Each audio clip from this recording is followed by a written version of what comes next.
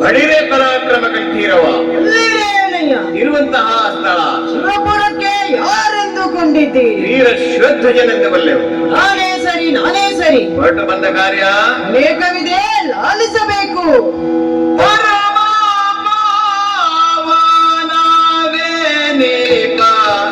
ಶಿವಪುರ ತೊಳಗೆ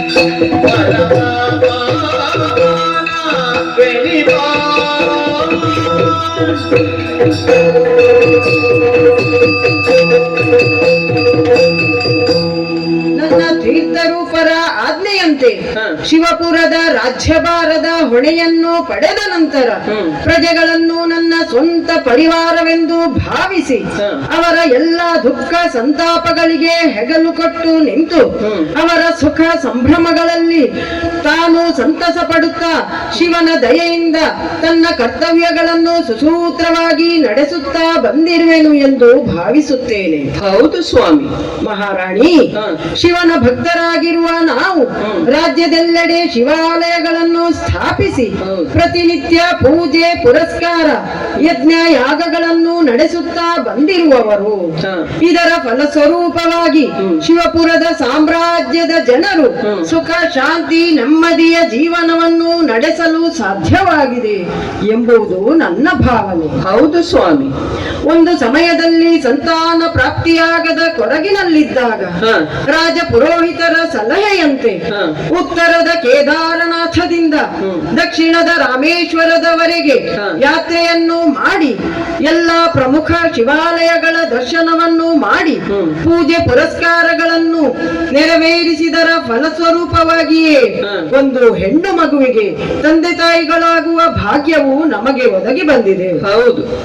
ಆ ಮಗುವನ್ನು ಶಿವನಿಂದ ನಮಗೆ ದೊರೆತಿರುವ ವರದಾನವೆಂದು ಭಾವಿಸಿ ಅವಳಿಗೆ ಶಿವೆ ಎಂಬ ನಾಮಕರಣ ಮಾಡಿ ಅತಿ ಪ್ರೀತಿಯಿಂದ ಲಾಲನೆ ಮಾಡಿಕೊಂಡು ಬಂದವರು ನಾವು.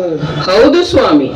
ನಮ್ಮ ಭಕ್ತಿ ಭಾವದ ಫಲವಾಗಿ ದೇವರು ಒಲಿದಿದ್ದಾನೆ ಎಂಬುದಕ್ಕೆ ಈ ಮಗುವೇ ಸಾಕ್ಷಿ. ಹೌದೇ, ನಮ್ಮಂತೆಯೇ ಅವಳು ಶಿವನ ಪರಮ ಭಕ್ತೆ. ಶಿವನ ಧ್ಯಾನ, ಪೂಜೆ, ಪುರಸ್ಕಾರಗಳಿಲ್ಲದೆ ಅವಳ ದಿನವೇ ಪ್ರಾರಂಭವಾಗದು. ಅದು ನಿಜ. ಗುಣ ನಡತೆಗಳಲ್ಲಿಯೂ ಸಾಕ್ಷಾತ್ ದೇವತೆಯಂತೆ ಭಾಸವಾಗುತ್ತಾಳೆ. ಹೌದು ಸ್ವಾಮಿ. ಸಮಯ ಕಳೆದಂತೆ ಮಗಳು ಬಾಲ್ಯಾವಸ್ಥೆಯನ್ನು ದಾಟಿ ಯೌವನವನ್ನು ಧಾರಣೆ ಮಾಡಿದ್ದಾಳೆ. ಈ ಸಮಯವು ಜೀವನ ಸಂಗಾತಿಯನ್ನು ಆರಿಸಿ ಗೃಹಸ್ಥಾಶ್ರಮವನ್ನು ಪ್ರವೇಶಿಸುವ ಸಮಯವಾಗಿದೆ. ತಂದೆ ತಾಯಿಯರ ಸ್ಥಾನದಲ್ಲಿರುವ ನಮಗೆ ಈ ಸಮಯದಲ್ಲಿ ಮಗಳಿಗೆ ಸೂಕ್ತವಾದ ಯೋಗ್ಯನಾದ ವರನನ್ನು ಹುಡುಕಿ ಮದುವೆ ಮಾಡಿಸಿ ಅವಳ ಮುಂದಿನ ಜೀವನವು ಸುಖ ಸಮೃದ್ಧಿಯಿಂದ ಸಾಗುವಂತೆ ಮಾಡುವುದು ನಮ್ಮ ಕರ್ತವ್ಯವಲ್ಲವೇ? ಹೌದು ಸ್ವಾಮಿ. ಒಂದು ಮಾತು. ಏನೇದು? ಬಳಿಕ ಶಿವನ ರಾಜಿ ನುಡಿದಳು ಇನಿಯ.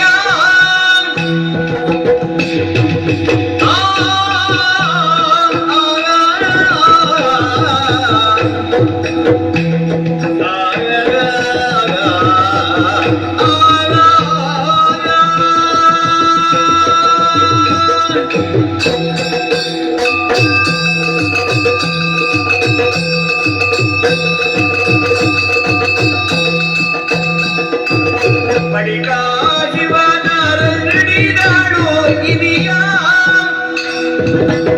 ನೀ ಲಾಲಿಪುದು ನಾ ನುಡಿವ ಸಂಗತಿಯ. ನೀ ಲಾಲಿಪುದು ನಾ ನುಡಿವ ಸಂಗತಿಯ.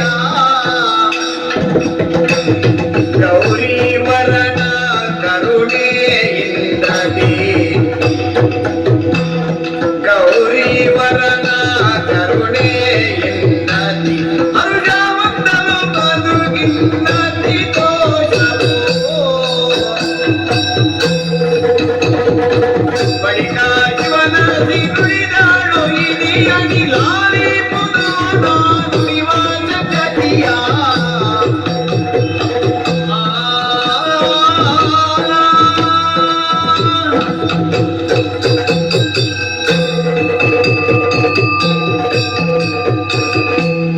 ಸ್ವಾಮಿ, ಪ್ರಿಯೇ, ನಾವು ಅವಳಿಗೆ ಪೋಷಕರ ಸ್ಥಾನದಲ್ಲಿದ್ದರೂ ಅವಳ ಮುಂದಿನ ಜೀವನ ಸಂಗಾತಿಯನ್ನು ಆರಿಸುವ ವಿಷಯದಲ್ಲಿ ಮಗಳ ಇಷ್ಟ ಮತ್ತು ಆದ್ಯತೆಗಳನ್ನು ಗೌರವಿಸುವುದು ನಮ್ಮ ಕರ್ತವ್ಯವಾಗಿದೆ, ಅಲ್ಲವೇ?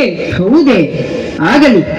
ಈಗಾಗಲೇ ರಾಜಭಟರ ಮೂಲಕ ಆಕೆಗೆ ಸಂದೇಶವನ್ನು ಕಳುಹಿಸಿಕೊಟ್ಟದ್ದಾಗಿದೆ. ಹಾಗಾಗಿ ಆಕೆಯ ಆಗಮನವನ್ನು ನಿರೀಕ್ಷಿಸೋಣ. ಹಾಗೆ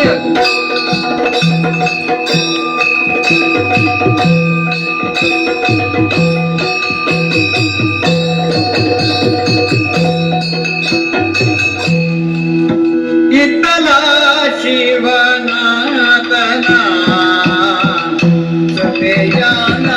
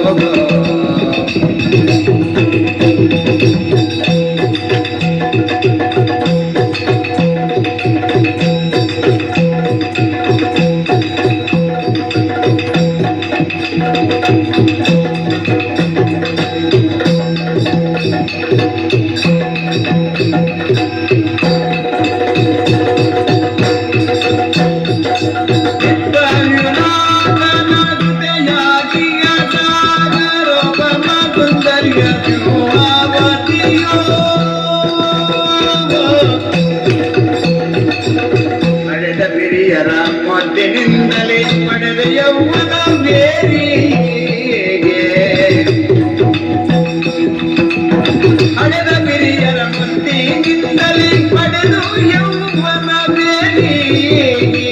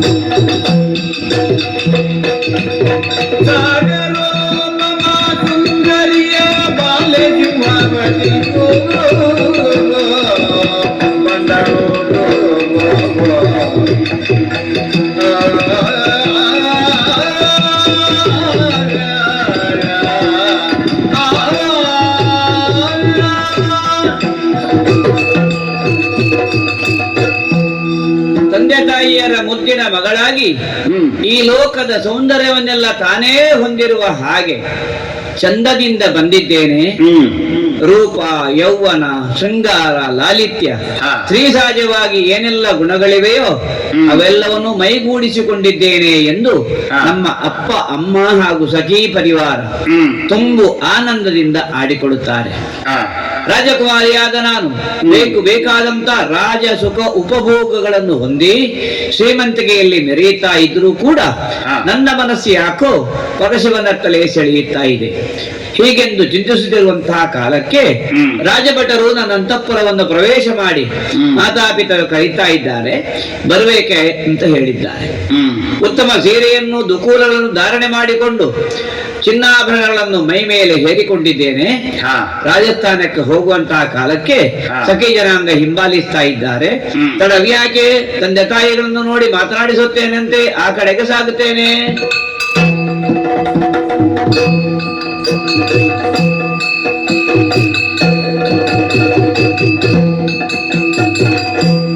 ಜನನಿ ಜನಕರೇ, ನಿಮ್ಮ ಪಾದಕ್ಕಾಗಿ ನಮಸ್ಕರಿಸುತ್ತಿದ್ದೇನೆ. ಎದ್ದೇಳು ಮಗಳೇ, ಶುಭವಾಗಲಿ. ಸಖಿಯರೊಂದಿಗೆ ವಿಹರಿಸುತ್ತಿರುವಾಗ ರಾಜಭಟರು ನಿಮ್ಮ ಆಹ್ವಾನದ ಸಂದೇಶವನ್ನು ನನಗೆ ಕಳಿಸಿದರು. ತಾವುಗಳು ನನ್ನ ನಿರೀಕ್ಷೆಯಲ್ಲಿ ಇದ್ದೀರಿ ಎಂಬುದು ತಿಳಿದು ತತ್ಕ್ಷಣವೇ ಹೊರಟು ಬಂದವಳಿದ್ದೇನೆ. ಆಗಲ್ಲಮ್ಮ, ನಿಮ್ಮಿಬ್ಬರನ್ನು ಕಾಣುವಾಗ ಯಾವುದೋ ಒಂದು ವಿಚಾರದ ಬಗ್ಗೆ ನನ್ನ ಬಳಿ ಮಾತನಾಡಲು ಇಚ್ಛಿಸಿದ್ದೀರಿ ಎಂದು ಭಾಸವಾಗುತ್ತಿದೆ. ಹೌದಮ್ಮ, ನಿಮ್ಮ ಮನಸ್ಸಿನಲ್ಲಿ ವಿಚಾರ ಏನೆಂದು ತಿಳಿಯಲು ನಾನು ಉತ್ಸುಕಳಾಗಿದ್ದೇನೆ. ಅಮ್ಮ, ನೀನಾದರೂ ಹೇಳಮ್ಮ.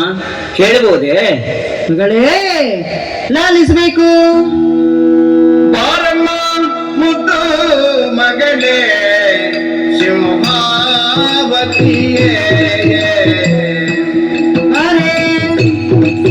ಮಗಳೇ,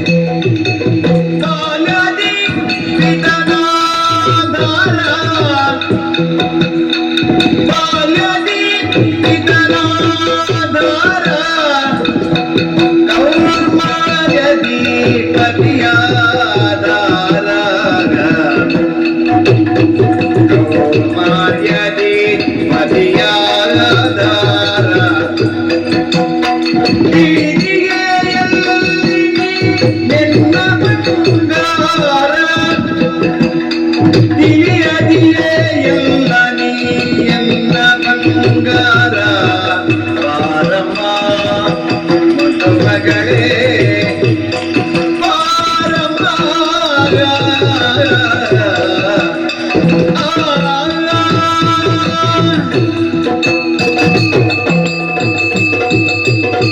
ಓ ನನ್ನ ಮುದ್ದಿನ ಕುವರಿ ಜನಕರೇ ಮಗಳೇ, ಹ್ಮ್ ನಾವಿಬ್ಬರು ನಿನ್ನ ಪೋಷಕರ ಸ್ಥಾನದಲ್ಲಿದ್ದೇವೆ. ಸತ್ಯ. ಶಿವನ ವರದಾನ ಸ್ವರೂಪವಾಗಿ ಪಡೆದ ಮಗಳು ನೀನು. ಶಿವಪ್ರಸಾದ. ಹೌದೇ? ಹ್ಮ್. ಇದು ನಿನಗೂ ತಿಳಿದ ವಿಚಾರವೇ. ಹ್ಮ್. ಬೇರೆ ಬೇರೆ ಕಾಲಘಟ್ಟಗಳಲ್ಲಿ ಪೋಷಕರ ಸ್ಥಾನದಲ್ಲಿದ್ದವರು ಬೇರೆ ಬೇರೆ ಹೊಣೆಯನ್ನು ನಿಭಾಯಿಸಲು ಬದ್ಧರಾಗಿರಬೇಕಾಗುತ್ತದೆ. ಸರಿ. ಬಾಲ್ಯದಿಂದಲೂ ಪ್ರೀತಿಯಿಂದ ನಿನ್ನ ಲಾಲನೆ ಪಾಲನೆಯನ್ನು ಮಾಡಿ ಶ್ರೇಷ್ಠ ಗುರುಗಳ ಬಳಿ ಯೋಗ್ಯ ಶಿಕ್ಷಣವನ್ನು ಕೊಡಿಸಿದ್ದೇವೆ. ಹೌದಪ್ಪ. ಜೀವನದಲ್ಲಿ ಅಗತ್ಯವಿರುವ ಎಲ್ಲಾ ವಿದ್ಯೆಗಳನ್ನು ಕಲೆಗಳನ್ನು ಕರಗತಗಳಿಸಿಕೊಂಡು ಸಕಲ ಕಲಾವಲ್ಲಭೆಯಾಗಿರುವೆ ನೀನು. ನಿಮ್ಮ ಅನುಗ್ರಹ. ಹೌದಮ್ಮ. ಸಮಯಾನುಸಾರವಾಗಿ ನೀನು ಬಾಲ್ಯಾವಸ್ಥೆಯನ್ನು ಕಳೆದು ಯೌವನಾವಸ್ಥೆಯನ್ನು ಪ್ರವೇಶಿಸಿರುವೆ. ಪೋಷಕರಾದ ನಾವು ಜೀವನದಲ್ಲಿ ವಾನಪ್ರಸ್ಥವನ್ನು ಪ್ರವೇಶಿಸುವ ಮೊದಲು ಮಗಳಾದ ನಿನಗೆ ಗೃಹಸ್ಥಾಶ್ರಮವನ್ನು ಅರ್ಥಾತ್ ಯೋಗ್ಯನಾದ ವರನನ್ನು ಹುಡುಕಿ ಮದುವೆ ಮಾಡುವ ವಿಚಾರ ನಮ್ಮ ಮನಸ್ಸಿನಲ್ಲಿ ಉದ್ಭವವಾಗಿದೆ ಮಗಳೇ. ಓಹೋ. ಇದು ನಮ್ಮ ಕರ್ತವ್ಯವೂ ಹೌದು. ಇದಕ್ಕಾಗಿ ನಿನ್ನ ಅಭಿಪ್ರಾಯವನ್ನು ತಿಳಿಯಲು ನಿನ್ನನ್ನು ಕರೆಸಿದ್ದೇವೆ ಮಗಳೇ. ಅಪ್ಪ. ಮಗಳೇ. ಹಾಗೂ ನನ್ನ ಮುದ್ದಿನ ಅಮ್ಮ, ನನಗೆ ಮದುವೆಯೇ ಹೊಸ ಶಬ್ದ ಕೇಳ್ತಾ ಇದ್ದೇನೆ. ಮಾತೆಯೇ ನಾನಲ್ಲೇ ನಾ ಶಿವಸತಿ ಹೌದಲ್ಲೇ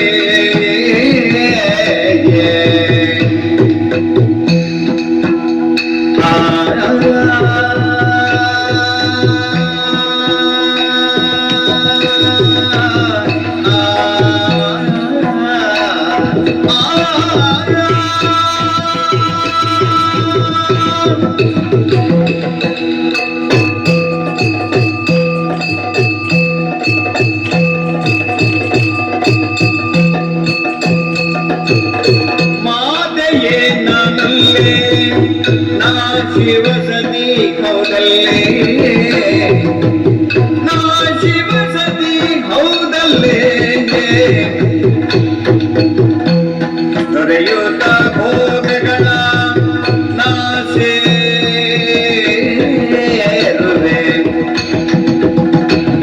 ಪರಮ ಶಿವನ ಪಾದಯುಗಳ ದೊರೆಯುತ್ತ ಭೋಗಗಳ ನಾ ಸೇರುವೆ ಪರಮ ಶಿವನ ಪಾದಯುಗಳ ಆ ಶಿವನ ದೊರೆಯುತ್ತ ಭೋಗಗಳ ನಾ ಸೇರುವೆ ಪರಮ ಶಿವನ ಪಾದಯುಗಳ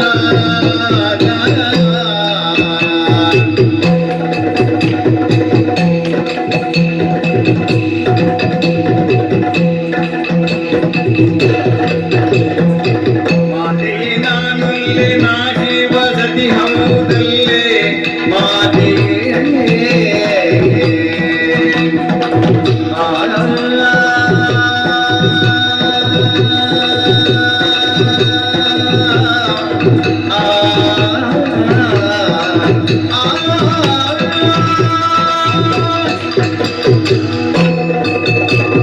ಮಾತೆಯೇ ನಾನಲ್ಲೇ ಓ ನನ್ನ ಮುದ್ದಿನ ಮಾತಾಪಿತರೇ, ಮಗಳೇ. ಈ ಲೋಕದಲ್ಲಿ ಹಾ. ಒಳ್ಳೆಯ ಮಕ್ಕಳನ್ನು ಪಡೆಯುವುದಕ್ಕೆ ಅವಕಾಶ ಇದೆ. ಹೌದು. ಆದ್ರೆ ಒಳ್ಳೆಯ ತಂದೆ ತಾಯಿಯನ್ನು ಆಯ್ಕೆ ಮಾಡುವಂತ ಅವಕಾಶವನ್ನು ಆ ಶಿವನೇ ನಮಗೆ ನೀಡಲಿಲ್ಲ. ಹಾ. ಅಪ್ಪ, ಶಿವನ ಭಕ್ತಿಯ ಫಲಸ್ವರೂಪವಾಗಿ ಜನಿಸಿದ ಮಗಳು ನಾನು. ಹೌದಮ್ಮ. ಈ ವಾರ್ತೆಯನ್ನು ನಿಮ್ಮಿಂದಲೇ ಕೇಳಿ ತಿಳಿದಿದ್ದೇನೆ. ಹೌದು ಮಗಳೇ. ಬಾಲ್ಯದಿಂದಲೇ ನಿಮ್ಮ ಪ್ರೀತಿಯ ಪಾಲನೆಯನ್ನು ಪಡೆದೆ. ಹಾ. ಅದರೊಂದಿಗೆ ನಿಮ್ಮಂತೆ ಶಿವನ ಭಕ್ತಿಯನ್ನು ಮೈಗೂಡಿಸಿಕೊಂಡೆ. ಹಾ. ಮಕ್ಕಳು ಹಿರಿಯರನ್ನು ಅನುಕರಿಸುತ್ತಾರೆ ಎನ್ನುವುದಕ್ಕೆ ನಾನೇ ಸಾಕ್ಷಿ. ಹೌದು ಮಗಳೇ.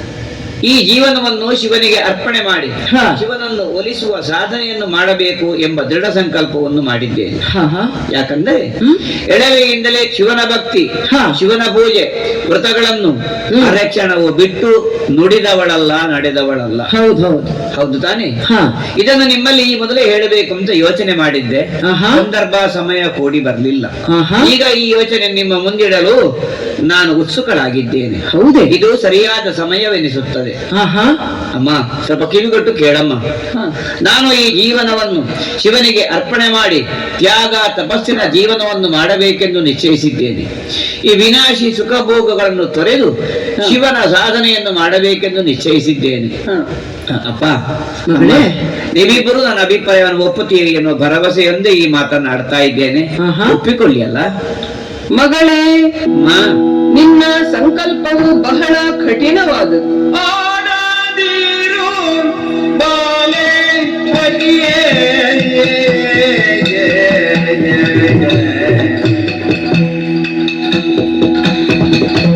ಆಡದಿರು ಬಾಲೆ ಪತಿಯೇ ಬಡವಾಗುವುದು ಎಮ್ಮಯ ಗತಿಯೇ ಬಡವಾಗುವುದು ಎಮ್ಮಯ ಗತಿಯೇ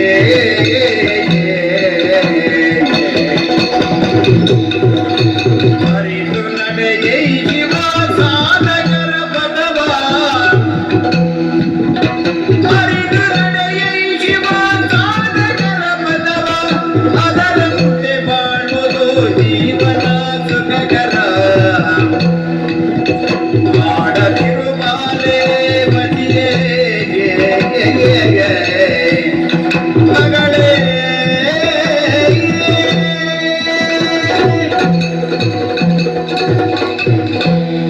ಮಗಳೇ, ಅಮ್ಮ, ನಿನ್ನ ಸಂಕಲ್ಪವು ಬಹಳ ಕಠಿಣವಾದದ್ದು. ಓ, ಗೃಹಸ್ಥಾಶ್ರಮವನ್ನು ಪ್ರವೇಶಿಸುವ ಸಮಯದಲ್ಲಿ ತ್ಯಾಗಿ, ತಪಸ್ವಿಯಾಗಿ, ವಿರಾಗಿಯಾಗಿ ಶಿವನ ಪ್ರಾಪ್ತಿಯ ಸಾಧನೆಯನ್ನು ಮಾಡಬೇಕು ಎಂದು ನಿಶ್ಚಯ ಮಾಡಿರುವುದು ನಮಗೆ ವೇದನೆಯನ್ನು ನೀಡುತ್ತಿದೆ ಮಗಳೇ. ಒಂದು ಕಡೆಗೆ ತಾಯಿಯ ಮಮತೆ, ಇನ್ನೊಂದೆಡೆ ವ್ಯಾಮೋಹ. ಶಿವನ ಪ್ರಾಪ್ತಿಯ ಸಾಧನೆಯು ತುಂಬಾ ಕಠಿಣವಾದದ್ದು. ಯಾವುದಕ್ಕೂ ನಿನ್ನ ಸಂಕಲ್ಪದ ಬಗ್ಗೆ ಪುನರ್ ಪರಿಶೀಲಿಸು ಮಗಳೇ ಎಂಬುದು ನಮ್ಮ ಅಭಿಪ್ರಾಯ. ಹೌದಮ್ಮ, ಸರಿಯಾಗಿ ಹೇಳಿದ್ದೀರಿ. ನಿಮ್ಮ ಮಾತನ್ನು ನಾನು ಒಪ್ಪಿದೆ. ಆದರೆ ಗೃಹಸ್ಥ ಧರ್ಮದಲ್ಲಿದ್ದು ಈ ಸಾಧನೆಯು ಅಸಾಧ್ಯ ಎಂದು ನನಗನಿಸುತ್ತದೆ. ಆದುದರಿಂದ ಈ ಕಠಿಣ ನಿರ್ಧಾರವನ್ನು ತಳೆಯಬೇಕಾಯಿತು ತಾಯಿ. ಒಂದು ಕಡೆ ಕಠಿಣ ಎನಿಸಿದರೂ ಇನ್ನೊಂದು ಕಡೆ ಸುಖವನ್ನು ಕೊಡುತ್ತದಲ್ಲ. ಹಾಗಾಗಿ ನನಗೆ ಮುಂದುವರಿಸುವುದಕ್ಕೆ ಅಪ್ಪಣೆಯನ್ನು ನೀಡಿ. ಅಪ್ಪ. ಮಗಳೇ, ಅಮ್ಮ, ಶಿವನ ಇಚ್ಛೆಯೇ ಇದಾಗಿದ್ದರೆ ನಮ್ಮಿಂದ ಯಾವುದೇ ಅಭ್ಯಂತರವಿಲ್ಲ. ಆದರೂ ತಂದೆ ತಾಯಿಯ ಸ್ಥಾನದಲ್ಲಿರುವ ನಮ್ಮ ಸಲಹೆ ಏನೆಂದರೆ, ಏನು? ನಮ್ಮ ರಾಜ್ಯದಲ್ಲೇ ಇರುವ ಜ್ಞಾನಿಗಳನ್ನು, ಅನೇಕ ವರ್ಷಗಳಿಂದ ಶಿವ ಸಾಧನೆಯಲ್ಲಿ ತೊಡಗಿರುವ ತಪಸ್ವಿಗಳ ಸಲಹೆಯನ್ನು ಪಡೆದು ಮುಂದುವರಿಯುವುದು ಉಚಿತ ಎಂದು ನಮ್ಮ ಅಭಿಮತ. ಹಾಗೆ ಆಗಲಿ ತಾಯಿ. ಅಪ್ಪ, ನೀವು ಒಪ್ಪಿಗೆ ನೀಡಿದ್ದೀರಿ ಅಂತ ತಿಳಿಯುತ್ತೇನೆ. ನಮ್ಮ ರಾಜ್ಯದಲ್ಲಿರುವ ಶಿವ ಸಾಧಕರನ್ನು ಭೇಟಿಯಾಗಿ ಆತ್ಮಜ್ಞಾನ, ಪರಮಾತ್ಮ ಜ್ಞಾನ ಇವುಗಳನ್ನು ಪಡೆದು ಶಿವ ಸಾನ್ನಿಧ್ಯವನ್ನು ಪಡೆಯುವ ಪುರುಷಾರ್ಥದಲ್ಲಿ ತೊಡಗುವೆ. ನನ್ನನ್ನು ಆಶೀರ್ವದಿಸಿ. ಹಾಗೇ ಆಗಲಿ ಮಗಳೇ, ನಿನಗೆ ಶುಭವಾಗಲಿ. ತಂದೆ ತಾಯಂದಿರ ಆಶೀರ್ವಾದವನ್ನು ಜೊತೆಗೆ ಅನುಮತಿಯನ್ನು ಪಡೆದಿದ್ದೇನೆ. ಇನ್ನು ವಿಳಂಬ ಮಾಡುವುದು ಉಚಿತವಲ್ಲ. ಆದಷ್ಟು ಬೇಗ ಶಿವ ಸಾಧಕರನ್ನು ಭೇಟಿ ಮಾಡಿ ಅವರ ಮಾರ್ಗದರ್ಶನವನ್ನು ಪಡೆಯುತ್ತಾ ಶಿವನಲ್ಲಿ ಲೀನವಾಗುವುದರ ಬಗ್ಗೆ ಯೋಚನೆ ಮಾಡುತ್ತೇನೆ. ಆ ಕಡೆಗೆ ಸಾಗುತ್ತೇನೆ.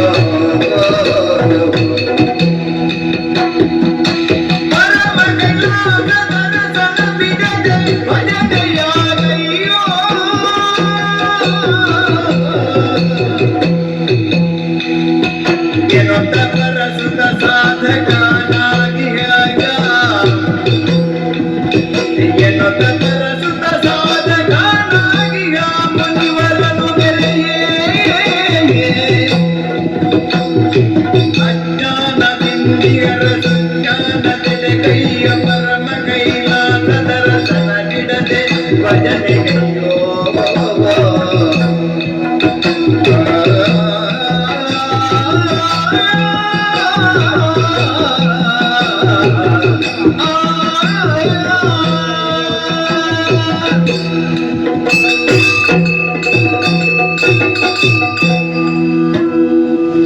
ಈ ಮನುಷ್ಯ ಜನ್ಮವೇ ಅತ್ಯಂತ ಶ್ರೇಷ್ಠವಾದುದು. ಈ ಮನುಷ್ಯ ಜನ್ಮದಲ್ಲಿಯೇ ಪುರುಷಾರ್ಥವನ್ನು ಮಾಡಿ ಜನನ ಮರಣಗಳ ಚಕ್ರದಿಂದ ಮುಕ್ತರಾಗುವ, ಅಂದರೆ ಮುಕ್ತಿಯನ್ನು ಪಡೆಯಬಹುದೆಂದು ತಿಳಿದವನು ನಾನು. ಅದಕ್ಕಾಗಿಯೇ ಗೃಹಸ್ಥ ಧರ್ಮವನ್ನು ತೊರೆದು ಸನ್ಯಾಸ ಧರ್ಮವನ್ನು ಸ್ವೀಕರಿಸಿದ್ದೇನೆ.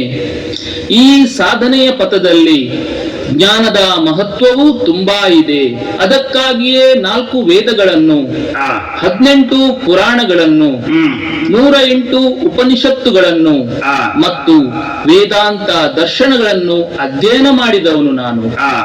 ಯಜ್ಞ, ಯಾಗ, ಜಪ, ಮಂತ್ರಗಳ ಸಾಧನೆಯಿಂದ ಅನೇಕ ಸಿದ್ಧಿಗಳನ್ನು ಪಡೆದಿದ್ದೇನೆ.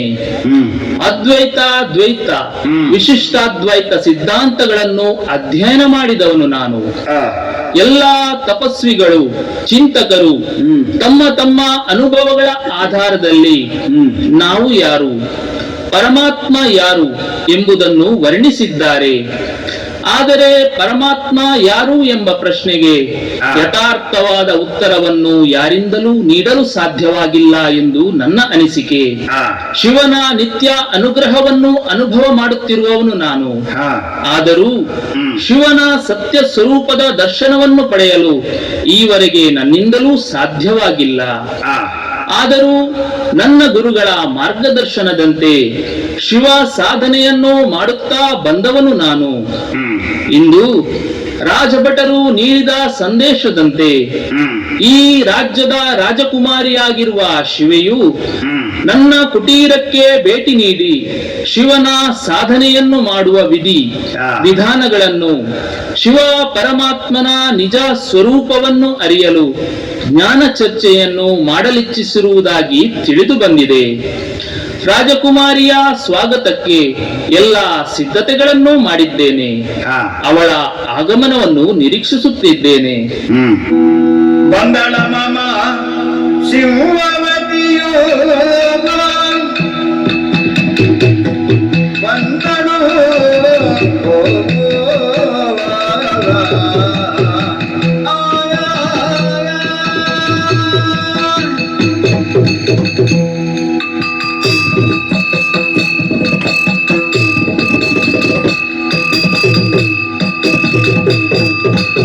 ಬಂದಳ ಮಮ ಸಿಂಹವತಿಯೋ ಅಂಗಳದಲ್ಲಿ ನೆರೆವ ವರ್ಣಾಶ್ರಮದೆಡೆಗಾಗಿ ಬಂದಳು. ಚಿರಮಜಾಜಿ ನಿಂದಳ ಮಮ ಮಾರುಗಣೀತೆನ ಶಿರಮಜಾಜಿ ನಿಂದಳ ಮಮ ಮಾರುಗಣೀತೆನ ಬಂದಳು ಶಿವಾವತಿಯೋ.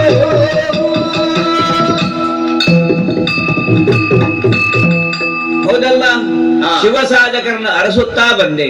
ಓಹೋ, ಇಲ್ಲೊಂದು ವಿಶೇಷ ಸಾನ್ನಿಧ್ಯವುಳ್ಳಂತಹ ಸ್ಥಳವನ್ನು ಕಾಣುತ್ತಾ ಇದ್ದೆ. ಆಶ್ರಮದ ಬಳಿಯಲ್ಲಿ ಪರಮ ಪೂಜ್ಯರು ಎತ್ತರವಾದ ಪೀಠದಲ್ಲಿ ಕುಳಿತಿದ್ದಾರೆ. ಅವರ ಬಳಿಗೆ ಸಾಗಬೇಕು, ಆಶೀರ್ವಾದವನ್ನು ಪಡೆಯಬೇಕು, ಆತ್ಮ ಪರಮಾತ್ಮನ ಬಗ್ಗೆ ಚರ್ಚಿಸಬೇಕು. ಸ್ವಾಮಿ, ಇದು ವಂದನೆಗಳು ಮುನಿವರಿಯರೇ. ಎದ್ದೇಳು ಮಗಳೇ. ತಂದೆ ತಾಯಿಗಳ ಅಪ್ಪಣೆಯನ್ನು ಪಡೆದು ನಾನು ನಿಮ್ಮಲ್ಲಿ ಜ್ಞಾನದ ಚರ್ಚೆಗೆಂದು ಬಂದಿದ್ದೇನೆ. ನಮ್ಮ ರಾಜ್ಯದ ಅತಿ ಹಿರಿಯ ಅನುಭವಿ ಶಿವಸಾಧಕರು ತಾವು. ಹೌದು, ವೇದ ಶಾಸ್ತ್ರ ಪುರಾಣಗಳ ಪಾಂಡಿತ್ಯವನ್ನು ಹೊಂದಿರುವ ಜ್ಞಾನಿಗಳು ನೀವೆಂದು ಕೇಳಿದ್ದೇನೆ. ಹೌದು, ನಾನು ಈ ಭೌತಿಕ ಜಗತ್ತಿನ ವಿಷಯ ಭೋಗಗಳಿಂದ ವೈರಾಗ್ಯವನ್ನು ಧಾರಣೆ ಮಾಡಿ ಶಿವ ಪರಮಾತ್ಮ ಪ್ರಾಪ್ತಿಯ ಸಾಧನೆಯನ್ನು ಮಾಡಲಿಚ್ಛಿಸಿದ್ದೇನೆ. ಹೌದೇ? ಮೊದಲಾಗಿ ಕೇಳಿಕೊಳ್ತಾ ಇದ್ದೇನೆ, ತಾವು ನಿಮ್ಮ ಮಾರ್ಗದರ್ಶನದ ಒಂದು ಧಾರೆಯನ್ನು ನನ್ನ ಮೇಲೆ ಸುರಿಯಬೇಕು. ಅದರ ಅವಶ್ಯಕತೆ ನನಗೆ ಬಹಳ ಇದೆ. ನಿಮ್ಮ ಕೃಪೆಯನ್ನು ಬಯಸುತ್ತೇನೆ ಸ್ವಾಮಿ. ತುಂಬಾ ಒಳ್ಳೆಯದು ಮಗಳೇ. ಹ. ತ್ಯಾಗವೇ ತಪಸ್ಸಿಗೆ ಆಧಾರ. ಓಹೋ, ತಪಸ್ಸಿನಿಂದಲೇ ಸಿದ್ಧಿ. ಸರಿಯೇ. ರಾಜಕುಮಾರಿಯಾಗಿಯೂ ಅರಮನೆಯ ಸುಖ ಭೋಗಗಳನ್ನು ತ್ಯಜಿಸಿ ತ್ಯಾಗ ತಪಸ್ಸಿನ ಜೀವನವನ್ನು ನಡೆಸಲು ಬಂದಿರುವೆ. ಹೌದು. ಕೇಳು, ನಿನ್ನ ಮನಸ್ಸಿನಲ್ಲಿ ಉದ್ಭವವಾಗಿರುವ ಪ್ರಶ್ನೆಗಳೇನೆಂದು. ಮುನಿವರ್ಯರೇ, ಕೇಳು ಮಗಳೇ. ಈ ಕಣ್ಣಿಗೆ ಕಾಣಿಸುತ್ತಿರುವಂತ ಬಾಹ್ಯ ವಸ್ತುಗಳೆಲ್ಲ ಅಲಕ್ಷ್ಯ ಎಂದು ತಿಳಿದು ನಿಮ್ಮ ಪರಮ ಸಾನ್ನಿಧ್ಯವನ್ನು ಆರಿಸಿಕೊಂಡು ಬಂದಿದ್ದೇನೆ. ಓಹೋ. ನಾವು ಯಾರು, ನಮ್ಮ ಸ್ವರೂಪ ಏನು, ಶಿವ ಪರಮಾತ್ಮ ಯಾರು, ಅವನ ಸ್ವರೂಪ ಏನು, ಈ ಸೃಷ್ಟಿಯ ಆದಿ ಮಧ್ಯ ಮತ್ತು ಅಂತ್ಯದ ರಹಸ್ಯವೇನು, ಮನುಷ್ಯ ಜೀವನದ ಉದ್ದೇಶವೇನು, ಈ ಎಲ್ಲಾ ಪ್ರಶ್ನೆಗಳಿಗೆ ಉತ್ತರ ದೊರಕಿದರೆ ಎಲ್ಲ ವೇದ ಶಾಸ್ತ್ರ ಉಪನಿಷತ್ತುಗಳ ಸಾರವನ್ನೇ ಅರಿದು ಕುಡಿದಂತೆ ಎಂದು ನನ್ನ ಅನಿಸಿಕೆ. ಸರಿಯೇ ಸ್ವಾಮಿ? ಹೌದು ಮಗಳೇ, ಹೌದು. ಆತ್ಮವೇ ಪರಮಾತ್ಮ ಎನ್ನುವ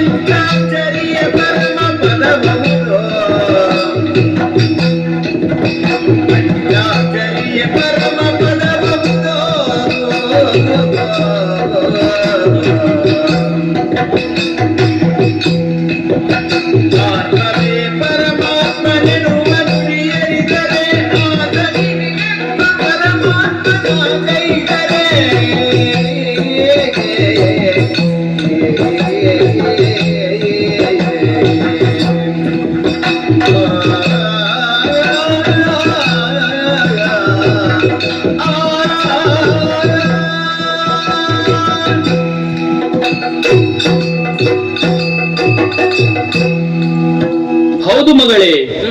ಈ ಪ್ರಶ್ನೆಗಳಿಗೆ ಉತ್ತರ ದೊರಕಿದರೆ ವೇದ ವೇದಾಂತಗಳ ಸಾರ ತಿಳಿದಂತೆ. ಓಹೋ.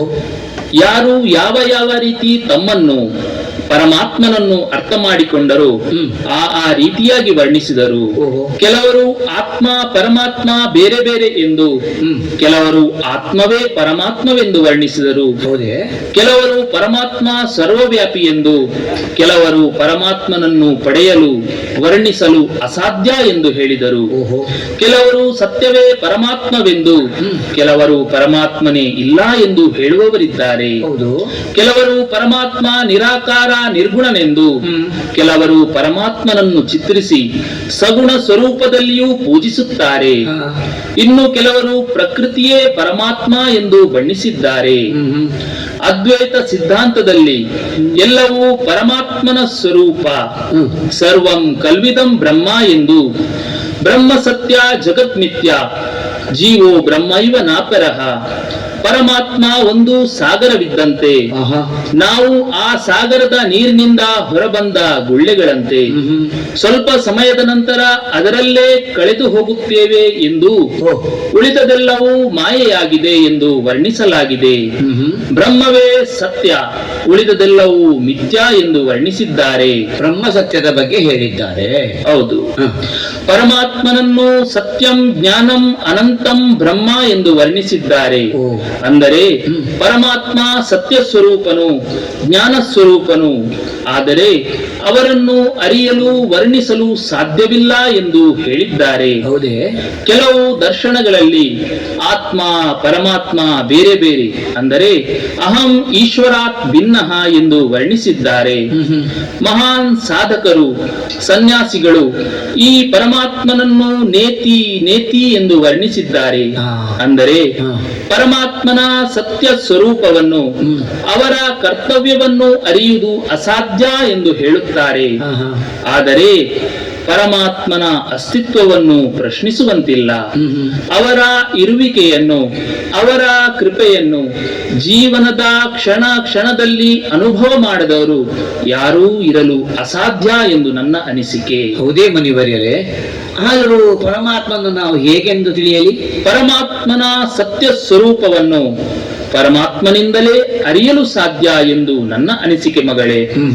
ಕಲಿಯುಗದ ಈ ಸಮಯದಲ್ಲಿ ಎಲ್ಲಾ ವಿಧಿಗಳಿಂದ ಭಕ್ತಿಯೇ ಶ್ರೇಷ್ಠ ಎಂದು ನನ್ನ ಭಾವನೆ. ಅದಕ್ಕಾಗಿ ಶಿವ ಪಂಚಾಕ್ಷರಿ ಮಂತ್ರ, ಅಂದರೆ ಓಂ ನಮಃ ಶಿವಾಯ ಮಂತ್ರದ ಜಪದಿಂದ ಶಿವನನ್ನು ಒಲಿಸುವ ಪುರುಷಾರ್ಥವನ್ನು ಮಾಡುವುದೇ ಒಳಿತು ಎಂದು ನನ್ನ ಸಲಹೆ ಮಗಳೇ. ಧನ್ಯನಾದೆ ಮುನಿವರ್ಯರೇ, ಬಹಳಷ್ಟು ಜ್ಞಾನವನ್ನು ನನಗೆ ನೀವು ನೀಡಿದ್ದೀರಿ. ಪರಮಾತ್ಮ ಶಿವನ ಯಥಾರ್ಥ ಸ್ವರೂಪ ಯಾವುದು ಎಂದು ತಿಳಿಯದೆ ಹೋದರೂ ಭಕ್ತಿಯಲ್ಲಿ ಅವನ ನೆನಪನ್ನು ಮಾಡಿದರೆ ಅವನ ಸಾನ್ನಿಧ್ಯವನ್ನು ಅನುಭವ ಮಾಡದವರು ಯಾರೂ ಇಲ್ಲ ಎಂದು ನನ್ನ ಅನಿಸಿಕೆ. ಹೌದು ಮಗ. ಇದಕ್ಕಾಗಿ ಇನ್ನೆಂದಲೇ ಶುದ್ಧತೆಯನ್ನು ಧಾರಣೆ ಮಾಡಿ ಓಂ ನಮಃ ಶಿವಾಯ ಮಂತ್ರ ಜಪವನ್ನು ಮಾಡಲು ಆರಂಭ ಮಾಡುತ್ತೇನೆ. ಉಳಿದುದೆಲ್ಲವೂ ಶಿವೇಚ್ಛೆ. ಆಗಲಿ ಮಗಳೇ, ವಿಜಯಿಯಾಗು. ಧನ್ಯಳಾದೆ. ಗುರುಗಳನ್ನು ಭೇಟಿ ಮಾಡಿ ಗುರುಮಂತ್ರವನ್ನು ಪಡೆದಿರುವೆ, ಹೌದಲ್ಲ? ಪರಮ ಮುನಿವರೇಣ್ಯರು ಜೀವನ ಪಥವನ್ನು ನನಗೆ ದರ್ಶಿಸಿದ್ದಾರೆ. ಅದರಂತೆ ಮುನ್ನಡೆಯುವುದು ನನ್ನ ಆದ್ಯ ಕರ್ತವ್ಯ. ಅದಕ್ಕಾಗಿ ಪದ್ಮಾಸನವನ್ನು ಬರೆಯುತ್ತೇನೆ. ಬಲಿದು ಪದ್ಮಾಸನವ ಬಳಲಿದಳು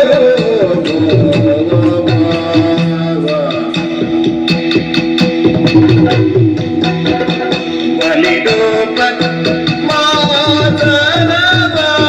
ಬಳಲಿದಳು ಅನ್ನಾರವ ಎಲ್ಲವ ತ್ಯಜಿಸಿದೆ. ಬಲಿದು ಪದ್ಮಾಸನವ ಬಳಲಿದಳು ಅನ್ನಾರವೆಲ್ಲವ ತ್ಯಜಿಸಿದೆ. ಮರಣಗೊಳಿಸಿಕೊಂಡಳು ಮರಣಗೊಳಿಸಿಕೊಂಡಳು ಸಿಂಹವದಿಯೋ ಬಲುದಾರ ಮಡಿಯಲಿ.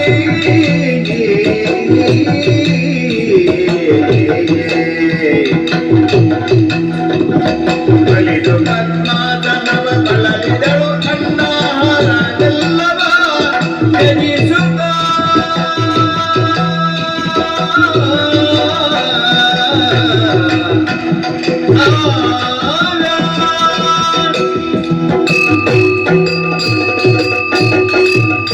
ಹೌದು ಹೌದು, ಮನಸ್ಸಲ್ಲಿ ಕಠಿಣ ನಿರ್ಧಾರವನ್ನೇ ಕೈಗೊಂಡಿದ್ದೇನೆ. ಅದರ ಸಾಧನೆ ಆಗುವವರೆಗೆ ವಿರಾಮ ಸಲ್ಲದು. ಅದಕ್ಕಾಗಿ ಮೈ ಮನಸ್ಸನ್ನು ಶುಚಿಗೊಳಿಸಿದ್ದೇನೆ. ಬಾಹ್ಯದಿಂದ ಅಂಟಿಕೊಳ್ಳುವ ಎಲ್ಲ ರಾಗದ್ವೇಷಗಳನ್ನು ಬದಿಗಿಟ್ಟು ಶಿವನಲ್ಲಿ ಮನಸ್ಸನ್ನು ಕೇಂದ್ರೀಕರಿಸಿ ಪದ್ಮಾಸನವನ್ನು ಬಲಿದು ಪ್ರಾರ್ಥನೆಯನ್ನು ಆರಂಭ ಮಾಡಬೇಕು. ಶಿವದ ಲಿಂಗ ಸ್ವರೂಪವನ್ನು ಮುಂದಿಟ್ಟು ಓಂ ನಮಃ ಶಿವಾಯ ಎನ್ನುವ ಮಂತ್ರ ಪಠಣದೊಂದಿಗೆ ಅನ್ನ ಜಲ ಇತ್ಯಾದಿಯನ್ನು ತ್ಯಾಗ ಮಾಡುತ್ತೇನೆ. ಎಲ್ಲಿವರೆಗೆ ಶಿವನ ಸಾಕ್ಷಾತ್ಕಾರವಾಗುವುದಿಲ್ಲವೋ ಅಲ್ಲಿವರೆಗೆ ನನ್ನ ತಪಸ್ಸನ್ನು ನಾನು ನಿಲ್ಲಿಸಲಾರೆ. ಈ ಶರೀರದಿಂದ ಪ್ರಾಣ ಪಕ್ಷಿ ಹಾರಿ ಹೋದರೂ ಸರಿ. ಹಾಗಾಗಿ ಜೀವಾಕ್ಷರಿ ಮಂತ್ರಾಕ್ಷರಿ ಮಂತ್ರವನ್ನು ಹೇಳುತ್ತೇನಂತೆ, ಪಠಣ ಮಾಡುತ್ತೇನಂತೆ, ಆರಾಧಿಸುತ್ತೇನಂತೆ. ಓಂ ನಮಃ ಶಿವಾಯ, ಓಂ ನಮಃ ಶಿವಾಯ. ಬಲಿಗಳು ದಿಸಿದಳು ಶಿವನ ಓಂ ನಮಃ ಶಿವಾಯ. ಒಡೆಯ ಪರಮೇಶ್ವರನ ಶಿವಾಯ, ಓಂ ನಮಃ ಶಿವಾಯ. ಕುಣಿದಳು ಓಂ ನಮಃ ಶಿವಾಯ. ಸೋರಿದಳು ಓಂ ನಮಃ ಶಿವಾಯ, ಓಂ ನಮಃ ಶಿವಾಯ, ಓಂ ನಮಃ ಶಿವಾಯ, ಓಂ ನಮಃ ಶಿವಾಯ. ನಮಃ ಶಿವಾಯ. ಶಿವನೇ ನಾನು ಓಂ ನಮಃ ಶಿವಾಯ. ಈ ಭಕ್ತಳನ್ನು ಪರಿಗ್ರಹಿಸು ಸ್ವಾಮಿ. ಓಂ ನಮಃ ಶಿವಾಯ, ಓಂ ನಮಃ ಶಿವಾಯ, ಓಂ ನಮಃ ಶಿವಾಯ, ಓಂ ನಮಃ ಶಿವಾಯ, ಓಂ ನಮಃ ಶಿವಾಯ.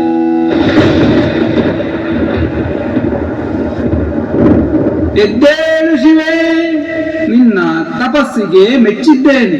ಪರಮಶಿವನೇ, ನಾನು ನಿನ್ನ ಶರಣೆ. ಸ್ವಾಮಿ, ಭಕ್ತಳನ್ನು ರಕ್ಷಿಸು. ಶಿವೇ, ನನ್ನನ್ನು ನಿನ್ನ ಸ್ಥೂಲ ನೇತ್ರಗಳಿಂದ ನೋಡಲು ಸಾಧ್ಯವಿಲ್ಲ.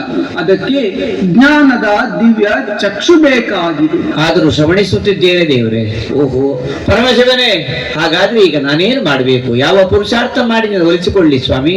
ಶ್ವೇತ ವಸ್ತ್ರಧಾರಿಯಾಗಿರುವ ಬ್ರಹ್ಮಪುತ್ರಿಯ ಬಳಿ ಹೋಗು. ಆ. ಅಲ್ಲಿ ನಿನಗೆ ಆತ್ಮಜ್ಞಾನ, ನನ್ನ ನಿಜ ಸ್ವರೂಪದ ಜ್ಞಾನ ಮತ್ತು ಸೃಷ್ಟಿಯ ಆದಿ ಮಧ್ಯ ಅಂತ್ಯದ ಜ್ಞಾನ ಪ್ರಾಪ್ತಿಯಾಗುವುದು. ಓಹೋ, ಇದರಿಂದ ನಿನ್ನ ಕಲ್ಯಾಣವಾಗುವುದು. ನಿನಗೆ ಶುಭವಾಗಲಿ.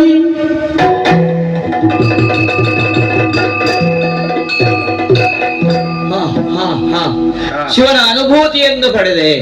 ಪರಮಶಿವನೇ ಬಂದು ನನ್ನ ಮೈ ದಡವಿದ ಹಾಗೆ ನನ್ನ ಮೈಯಲ್ಲಿ ವಿಶೇಷವಾದಂತ ಉತ್ಸಾಹ, ಆನಂದ, ಪರಮಾನಂದ.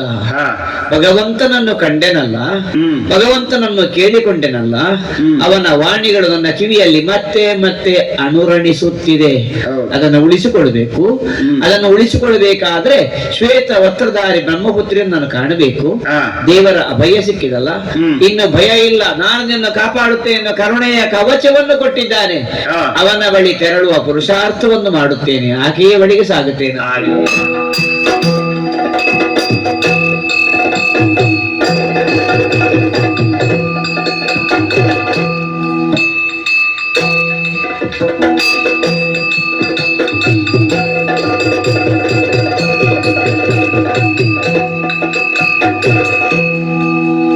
ಬ್ರಹ್ಮನ ಮುಖಕಮಲದಿಂದ ಶಿವನ ಜ್ಞಾನ ಪಡೆದು ಲೋಕ ಕಲ್ಯಾಣಕ್ಕಾಗಿ ಸಂಪೂರ್ಣ ಜೀವನವನ್ನು ಸಮರ್ಪಣೆ ಮಾಡಿದವಳು ನಾನು. 14 ವರ್ಷಗಳ ಕಠಿಣ ತಪಸ್ಸನ್ನು ಕೈಗೊಂಡು ಸಂಪೂರ್ಣ ಪವಿತ್ರತೆಯನ್ನು ಧಾರಣೆ ಮಾಡಿ, ದಿವ್ಯ ಗುಣಗಳನ್ನು ಧಾರಣೆ ಮಾಡಿ, ಶಿವಪರಮಾತ್ಮನ ದಿವ್ಯ ಅವತರಣೆಯ ಮತ್ತು ವಿಶ್ವ ಪರಿವರ್ತನೆಯ ದಿವ್ಯ ಸಂದೇಶವನ್ನು ಜನಮನಗಳಿಗೆ ತಲುಪಿಸುವ ಸಲುವಾಗಿ ಈ ಪ್ರದೇಶದಲ್ಲಿ ಬಂದು ನೆಲೆಸಿದ್ದೇನೆ.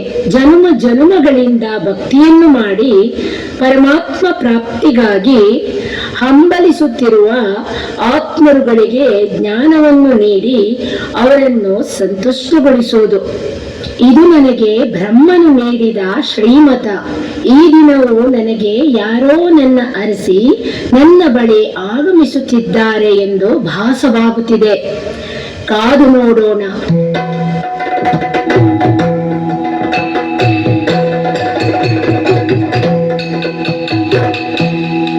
ಸಖಿ, ಶಿರಬಾಗಿ ನಮಿಸುತ್ತಿದ್ದೇನೆ. ಶಿವಪುರದ ರಾಜಕುಮಾರಿ ನಾನು. ಶಿವನ ಪರಮ ಭಕ್ತಳು ನಾನು. ಶಿವನ ಸಾಕ್ಷಾತ್ಕಾರಕ್ಕಾಗಿ ಅನ್ನ ಜಲವನ್ನು ತ್ಯಜಿಸಿ ಶಿವಪಂಚಾಕ್ಷರಿ ಮಂತ್ರದ ಪಠನೆ ಮಾಡುತ್ತಾ ಈ ಶರೀರವನ್ನೇ ತ್ಯಜಿಸುವ ಸಮಯ ಬಂದಾಗ ಒಂದು ದಿವ್ಯ ಅಶರೀರವಾಣಿಯನ್ನು ಶ್ರವಣ ಮಾಡಿದೆ. ಹಾಗಾಗಿ ಇಲ್ಲಿಗೆ ಬಂದೆ. ಶ್ವೇತ ವಸ್ತ್ರಧಾರಿ ಬ್ರಹ್ಮಪುತ್ರಿಯ ಬಳಿಗೆ ಹೋಗು, ಅಲ್ಲಿನ ಎಲ್ಲಾ ಪ್ರಶ್ನೆಗಳಿಗೆ ಉತ್ತರ ದೊರಕುವುದು ಎಂದು ನನಗೆ ಪರಮಾತ್ಮನ ದಿವ್ಯ ವಾಣಿ ಅನುಗ್ರಹ ಮಾಡಿತು. ಅದಕ್ಕಾಗಿ ನಿಮ್ಮನ್ನು ಅರಸುತ್ತಾ ಬಂದಿರುವೆ. ನಿಮ್ಮನ್ನು ನೋಡುವಾಗ ನಾನು ಸರಿಯಾದ ಪ್ರದೇಶವನ್ನು ತಲುಪಿದ್ದೇನೆ ಎಂದು ಅನಿಸುತ್ತದೆ. ನಿಮ್ಮನ್ನು ಯಾವ ರೀತಿ ಸಂಬೋಧಿಸಲಿ? ಗೆಳತಿ ಎನ್ನಲೇ, ಸಖಿ ಎನ್ನಲೇ? ಸಖಿ ಎಂದರೆ ಸಾಕು. ಓಹೋ, ಸಂತೃಪ್ತಳಾದೆ. ಪ್ರಾಣ ಸಖಿಯೇ ಚಂದ್ರಮುಖಿಯೇ ಹರುಷವಾದನು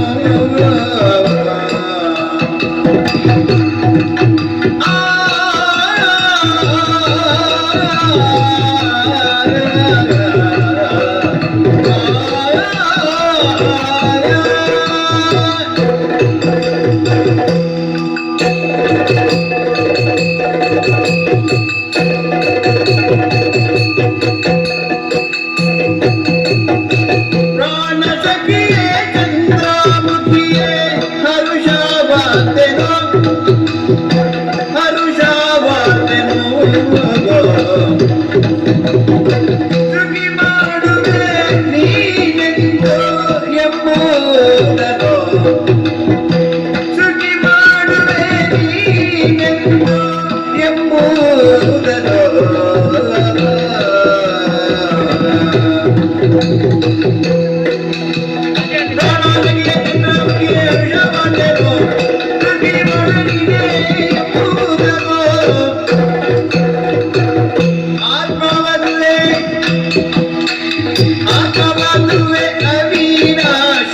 ಪಂಚಭೂತ ಹರಣವುದು ಆತ್ಮವದುವೆ ಅವಿನಾಶಿ ಪಂಚಭೂತ ಹರಣವುದು ಜ್ಯೋತಿಯಾಗಿ ನಿತ್ಯ ನಮ್ಮ ಕಾಯುತ್ತಿರುವುದು ಪ್ರಾಣಸಖಿಯ ಚಂದ್ರಮುಖಿಯೇ ಹರುಷವಾದರೋ ಶ್ರುತಿ ಮಾಡುವೆ ಎಂಬುದರೋ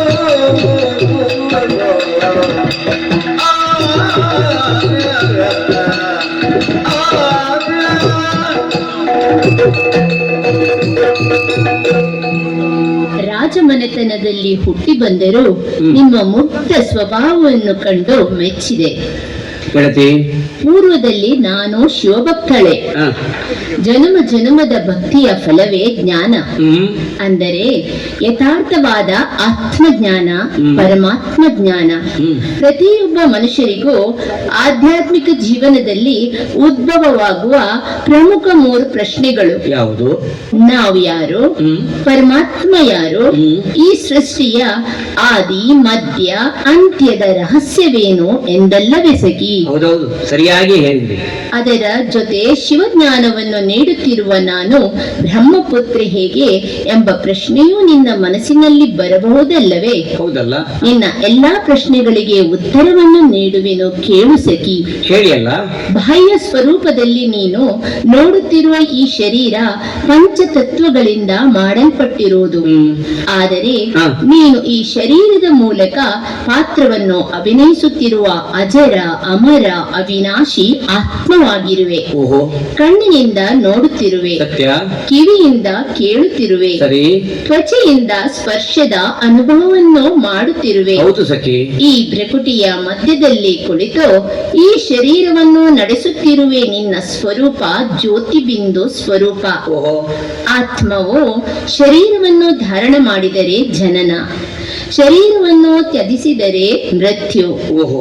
ಪಂಚತತ್ವಗಳಿಂದ ಮಾಡಲ್ಪಟ್ಟಿರುವ ಈ ಶರೀರವು ಪಂಚತತ್ವಗಳಲ್ಲಿ ವಿಲೀನವಾಗುವುದು.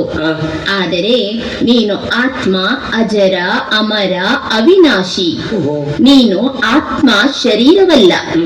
ಹೇಗೆ ನೀನು ಆತ್ಮ ಅಜರ ಅಮರ ಅವಿನಾಶಿ ಜ್ಯೋತಿ ಸ್ವರೂಪವೋ ಹಾಗೆಯೇ ಶಿವ ಪರಮಾತ್ಮನು ನಿರಾಕಾರನು, ಜ್ಯೋತಿ ಸ್ವರೂಪನು. ಆದುದರಿಂದ ಶಿವ ಪರಮಾತ್ಮನಿಗೆ ಲಿಂಗ ಸ್ವರೂಪದಲ್ಲಿ ಪೂಜೆ, ಅವರನ್ನು ಜ್ಯೋತಿರ್ಲಿಂಗ ಸ್ವರೂಪದಲ್ಲಿಯೂ ಪೂಜಿಸಲಾಗುತ್ತದೆ. ಜ್ಯೋತಿ ಸ್ವರೂಪನಾದ ಶಿವ ಪರಮಾತ್ಮನನ್ನು ಲಿಂಗ ಸ್ವರೂಪದಲ್ಲಿ ಪೂಜಿಸಿದ ಪ್ರತೀಕವಾಗಿದೆ ಜ್ಯೋತಿರ್ಲಿಂಗ. ಗೆಳತಿ, ಭಕ್ತಿಯಲ್ಲಿ 12 ಜ್ಯೋತಿರ್ಲಿಂಗಗಳ ದರ್ಶನ ಮಾಡೋ ಭಾಗ್ಯವನ್ನು ನಡೆದವಳು ನಾನು. ಸಖಿ, ತುಂಬಾ ಸಂತೋಷ. ಲಿಂಗ ಸ್ವರೂಪವು ಶಿವನ ನಿರಾಕಾರ ಸ್ವರೂಪದ ಪ್ರತೀಕವಾಗಿದೆ. ಅವರು ಎಲ್ಲಾ ಆತ್ಮರುಗಳಿಗೆ ಪರಮ ಅಂದರೆ ಶ್ರೇಷ್ಠವಾದವರು. ಸರಿ. ಅದಕ್ಕೆ ಅವರನ್ನು ಪರಮ ಶಿವ ಪರಮಾತ್ಮ ಎಂದು ಕರೆಯುತ್ತಾರೆ.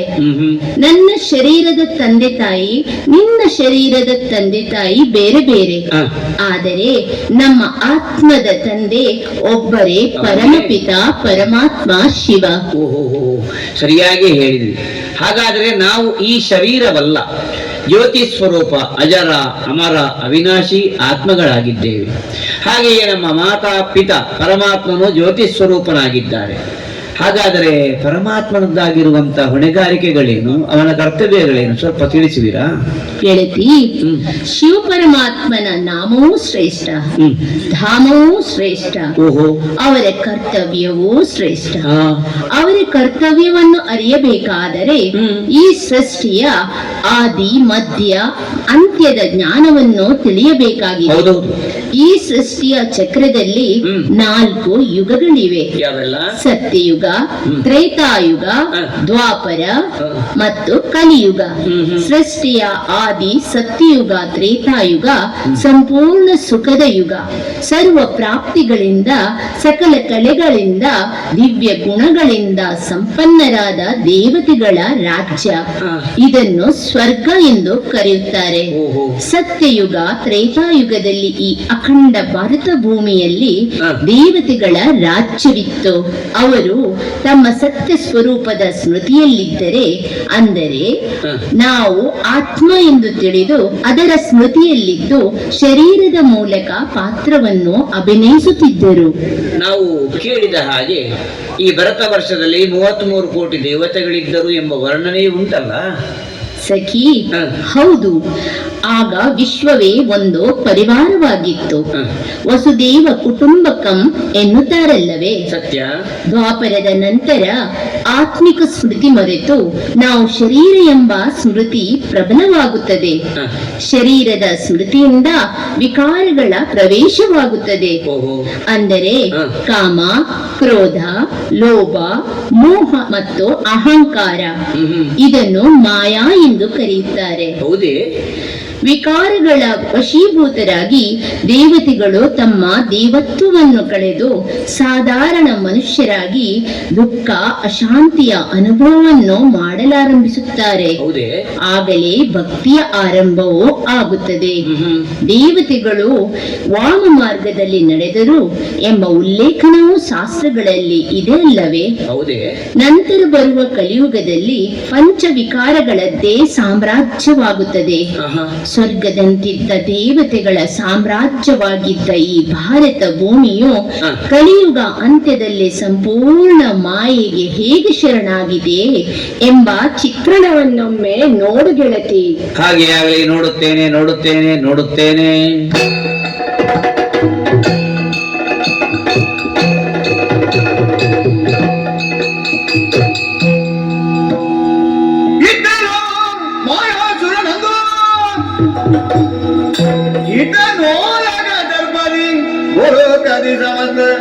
ಚಲಿಸುತ್ತಲಿ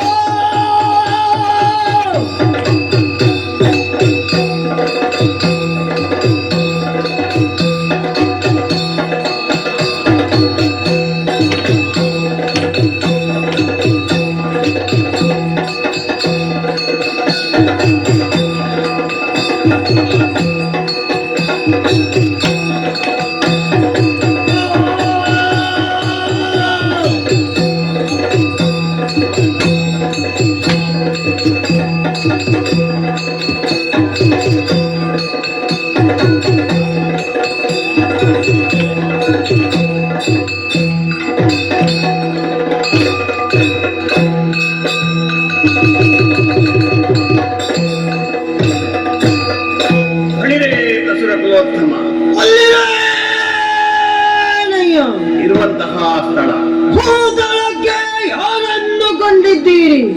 ಮಾಯಾಸುರನೆಂದು ಬಲ್ಲೆವು. ನಾನೇ ಸರಿ, ನಾನೇ ಸರಿ. ಹೊರಟು ಬಂದ ಕಾರ್ಯ ಕವಿತೆ ಲಾಲಿಸಬೇಕು. ಎತ್ತ ನೋಡಿದರಲ್ಲಿ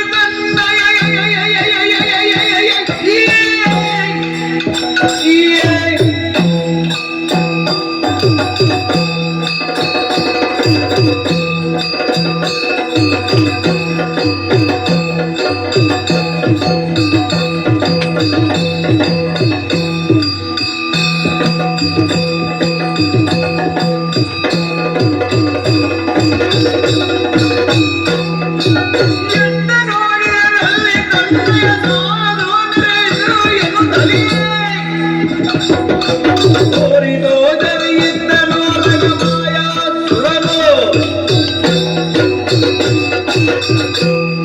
ವಾಸ್ತವದಲ್ಲಿ ನನ್ನ ಸ್ವರೂಪ ಅತಿ ಸೂಕ್ಷ್ಮ.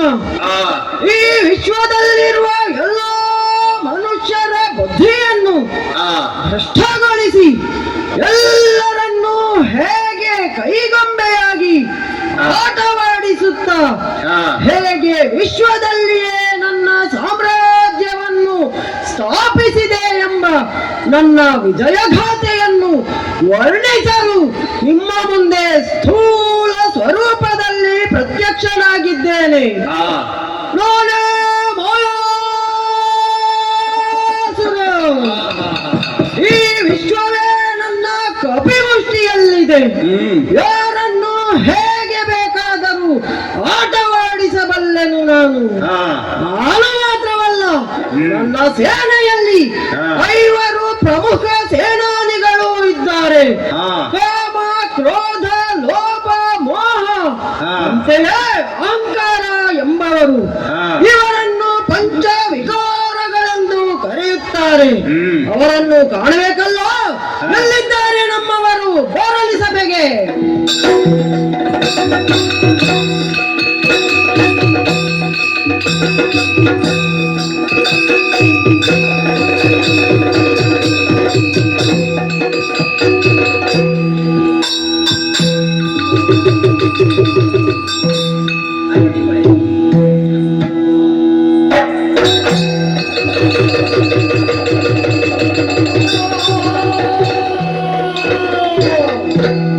ಪ್ರಭು, ಮೊದಲಾಗಿ ವಂದಿಸಿಕೊಂಡಿದ್ದೇವೆ.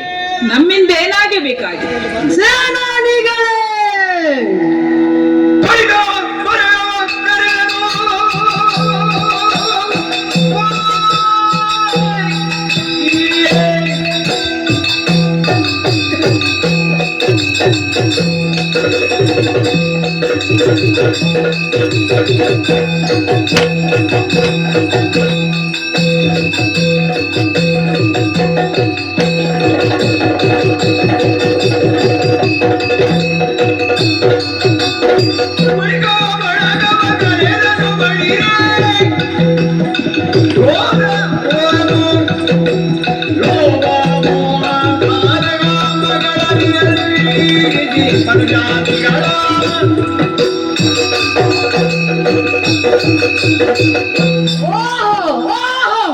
ತುಂಬಿದ ಸಭೆಯಲ್ಲಿ ಪಂಚ ವಿಕಾರಗಳಾದ ನಿಮ್ಮನ್ನು ಕಂಡು ಉಲ್ಲಸಿತನಾಗಿದ್ದೇನೆ, ಸಂತೋಷಿತನಾಗಿದ್ದೇನೆ. ಬಂದಿದ್ದೀರಲ್ಲ ನನ್ನ ಆಜ್ಞೆಗೆ ಹೋಗೊಟ್ಟು. ಸೇನಾನಿಗಳೇ, ನಿಮ್ಮನ್ನು ಕರೆಸಿದ್ದು ಯಾಕೆ ಬಲ್ಲಿರ? ಒಡೆಯ, ಓ, ಯಾಕೆ ಕರೆದಿದ್ದೀರಿ?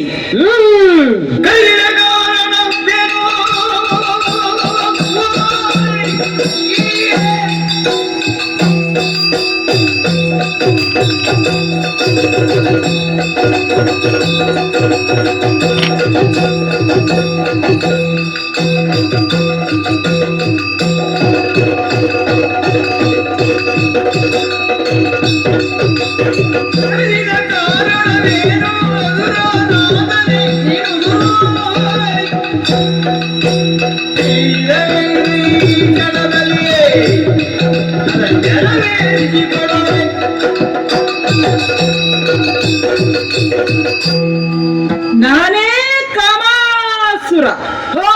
ಎಲ್ಲ ಮನುಷ್ಯರ ಮನಸ್ಸು ಬುದ್ಧಿಗಳ ಮೇಲೆ ಸಂಪೂರ್ಣ ನನ್ನದೇ ಪ್ರಾಬಲ್ಯ. ಆಕರ್ಷಣೆ ಆಕರ್ಷಣೆ ಪಂಚತತ್ವಗಳಿಂದ ಮಾಡಿದ ಈ ವಿನಾಶಿ ಶರೀರದ ಮೇಲೆ ಆಕರ್ಷಣೆ. ಈ ವಿಶ್ವದಲ್ಲಿ ನಡೆಯುವ ಎಲ್ಲ ಅಪರಾಧಗಳಿಗೆ ಪ್ರತ್ಯಕ್ಷವಾಗಿ ಪರೋಕ್ಷವಾಗಿ ನಾನೇ ಕಾರಣ. ಕಾಮ ಮಹಾಶತ್ರು ಎಂದು ಎಲ್ಲ ಧರ್ಮ ಗ್ರಂಥಗಳಲ್ಲಿ ಶಾಸ್ತ್ರಗಳಲ್ಲಿ ಹೇಳಿದ್ದರೂ ನನ್ನನ್ನು ಗೆಲ್ಲಲು ಯಾರಿಂದಲೂ ಸಾಧ್ಯವಾಗಲಿಲ್ಲ. ಕಾಮ ವಿಕಾರದಿಂದ ಜೀವನದ ಆದಿ ಮಧ್ಯ ಅಂತ್ಯ ದುಃಖವೇ ದುಃಖ. ನನಗೆ ಶರಣಾಗಿ ಅನೇಕ ಸಾಮ್ರಾಜ್ಯಗಳು ಮನೆತನಗಳು ಪತನವಾದವು. ಎಂದಿಗೂ ಆರದ ಎಂದಿಗೂ ಭತ್ತದ ಅಗ್ನಿಯ ರೂಪದಲ್ಲಿ ಎಲ್ಲರ ಮೈ ಮನಗಳನ್ನು ಬರಿದಾಗಿಸಿದ್ದೇನೆ. ಒಡೆಯ ಲಾಲಿಸಬೇಕು.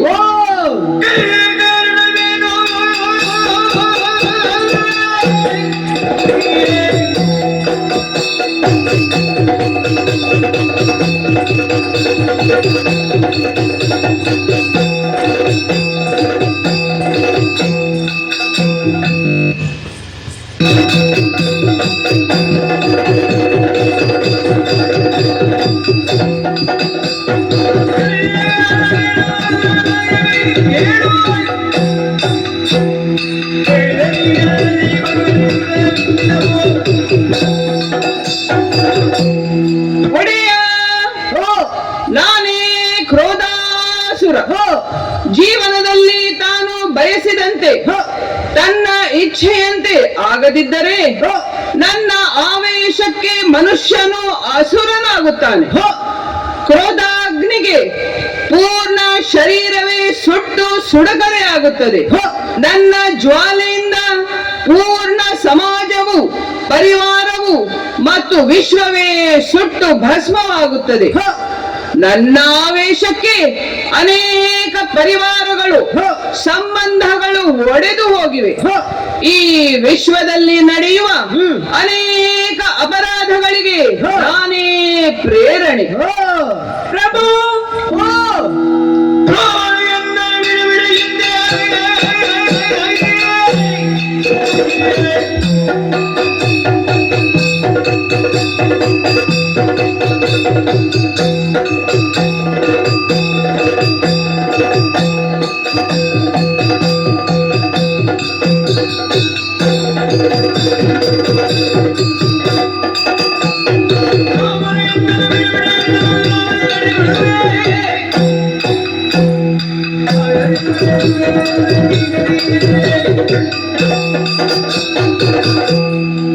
ನಾನೇ ಲೋಭಾಸುರ. ಜೀವನದಲ್ಲಿ ಸಂತುಷ್ಟತೆಯೇ ಇಲ್ಲ. ಎಷ್ಟು ಪಡೆದರು, ಎಷ್ಟು ಪ್ರಾಪ್ತಿಯಾದರು, ಜೀವನದಲ್ಲಿ ಸುಖವೇ ಇಲ್ಲ. ಇನ್ನು ಬೇಕು, ಇನ್ನು ಬೇಕು. ಆಸ್ತಿ, ಹಣ, ಪದವಿಯ ಲೋಭ ಒಂದು ಕಡೆಯಾದರೆ, ನಾಲಿಗೆಯ ಚಪಲಕ್ಕೆ, ಸ್ವಾದದ ಸಂತೃಪ್ತಿಗಾಗಿ ಏನೇನೆಲ್ಲ ತಿನ್ನುತ್ತಾರೆ. ಪ್ರಾಣಿಗಳನ್ನು ಕೊಂದು ತಿಂದು ಅದರ ಸ್ವಾದವನ್ನು ಸವಿಯುತ್ತಾರೆ. ನಾನು ಮೃಗತೃಷ್ಣ ಸಮಾನ, ಎಂದಿಗೂ ಆರದ ತೃಷೆ. ನನ್ನಿಂದ ಜೀವನದಲ್ಲಿ ನೆಮ್ಮದಿಯೇ ಇಲ್ಲದಂತಾಗಿದೆ. ಒಡೆಯ,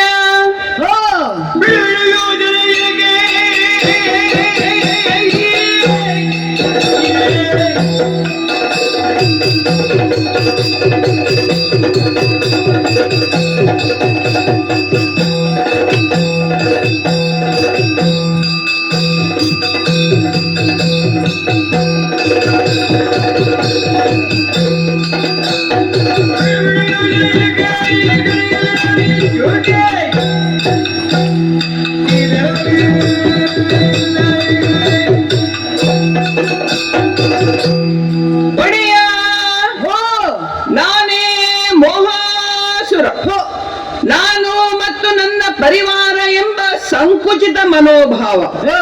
ಯಾರೋ ಇನ್ನೊಬ್ಬರು ಮುಂದುವರಿಯುವುದನ್ನು ನೋಡಲು ಸಾಧ್ಯವಿಲ್ಲ. ಏನೋ ನಮ್ಮ ಮನಸ್ಸಿನಲ್ಲಿ ತಳಮಳ, ಆಕ್ರೋಶ, ಅಸೂಯೆ, ವ್ಯಾಮೋಹ ಸಮಾಜವನ್ನು, ಪರಿವಾರವನ್ನು ಒಡೆಯುತ್ತಲೇ ಬಂದಿದ್ದೇನೆ. ನನ್ನ ಉಪಸ್ಥಿತಿ ಇರುವಲ್ಲಿ ನೆಮ್ಮದಿ ಇರಲು ಸಾಧ್ಯವೇ ಇಲ್ಲ. ದುಃಖವೇ ದುಃಖ, ಕಲಹವೇ ಕಲಹ. ಪ್ರಭು,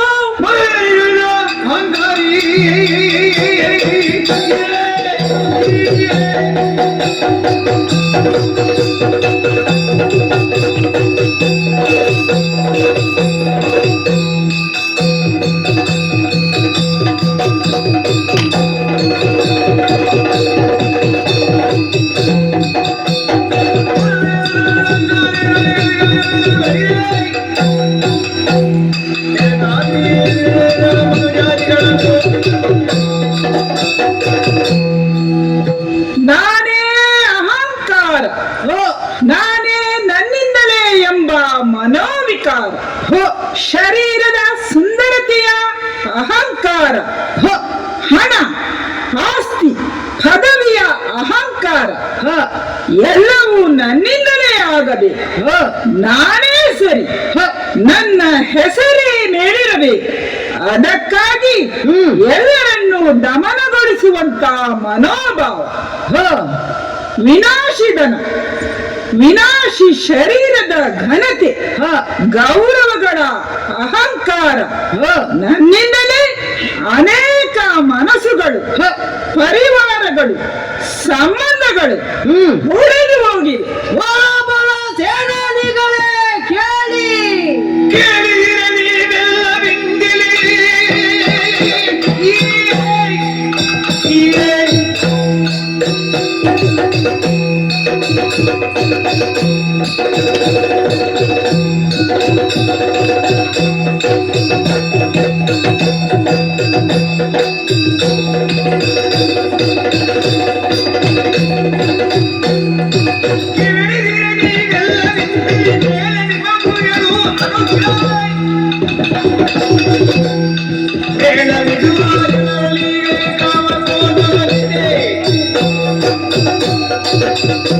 ಫಲ ಫಲ ಸೇನಾನಿಗಳೇ, ಬಲಿರೆ, ಬಾಪುರೆ, ಸಹಬ್ಬಾಸ್.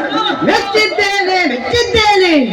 ಈ ಪಂಚ ವಿಕಾರಗಳ ವಶೀಭೂತರಾಗದಿರುವವರು ಯಾರೂ ಇಲ್ಲ. ನಾನು ಸರ್ವವ್ಯಾಪಿಯೇ ಆಗಿ ಬೆಳೆದು ನಿಂತಿದ್ದೇನೆ.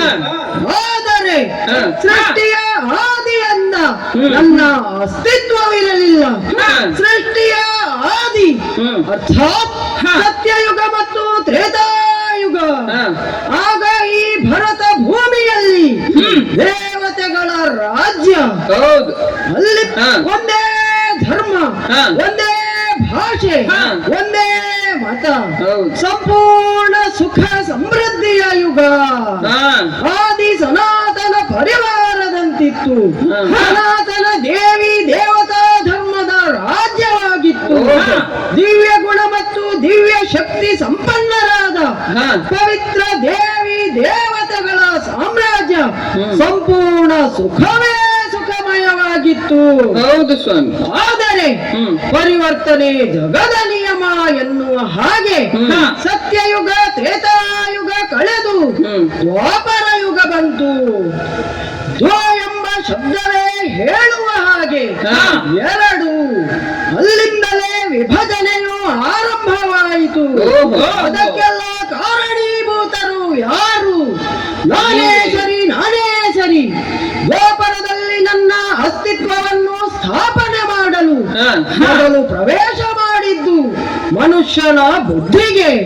ಸೂಕ್ಷ್ಮ ರೂಪದಲ್ಲಿ ಬುದ್ಧಿಗೆ ನಾನು ಪ್ರವೇಶ ಮಾಡಿ ಬುದ್ಧಿಯನ್ನೇ ಭ್ರಷ್ಟಗೊಳಿಸಿದೆ.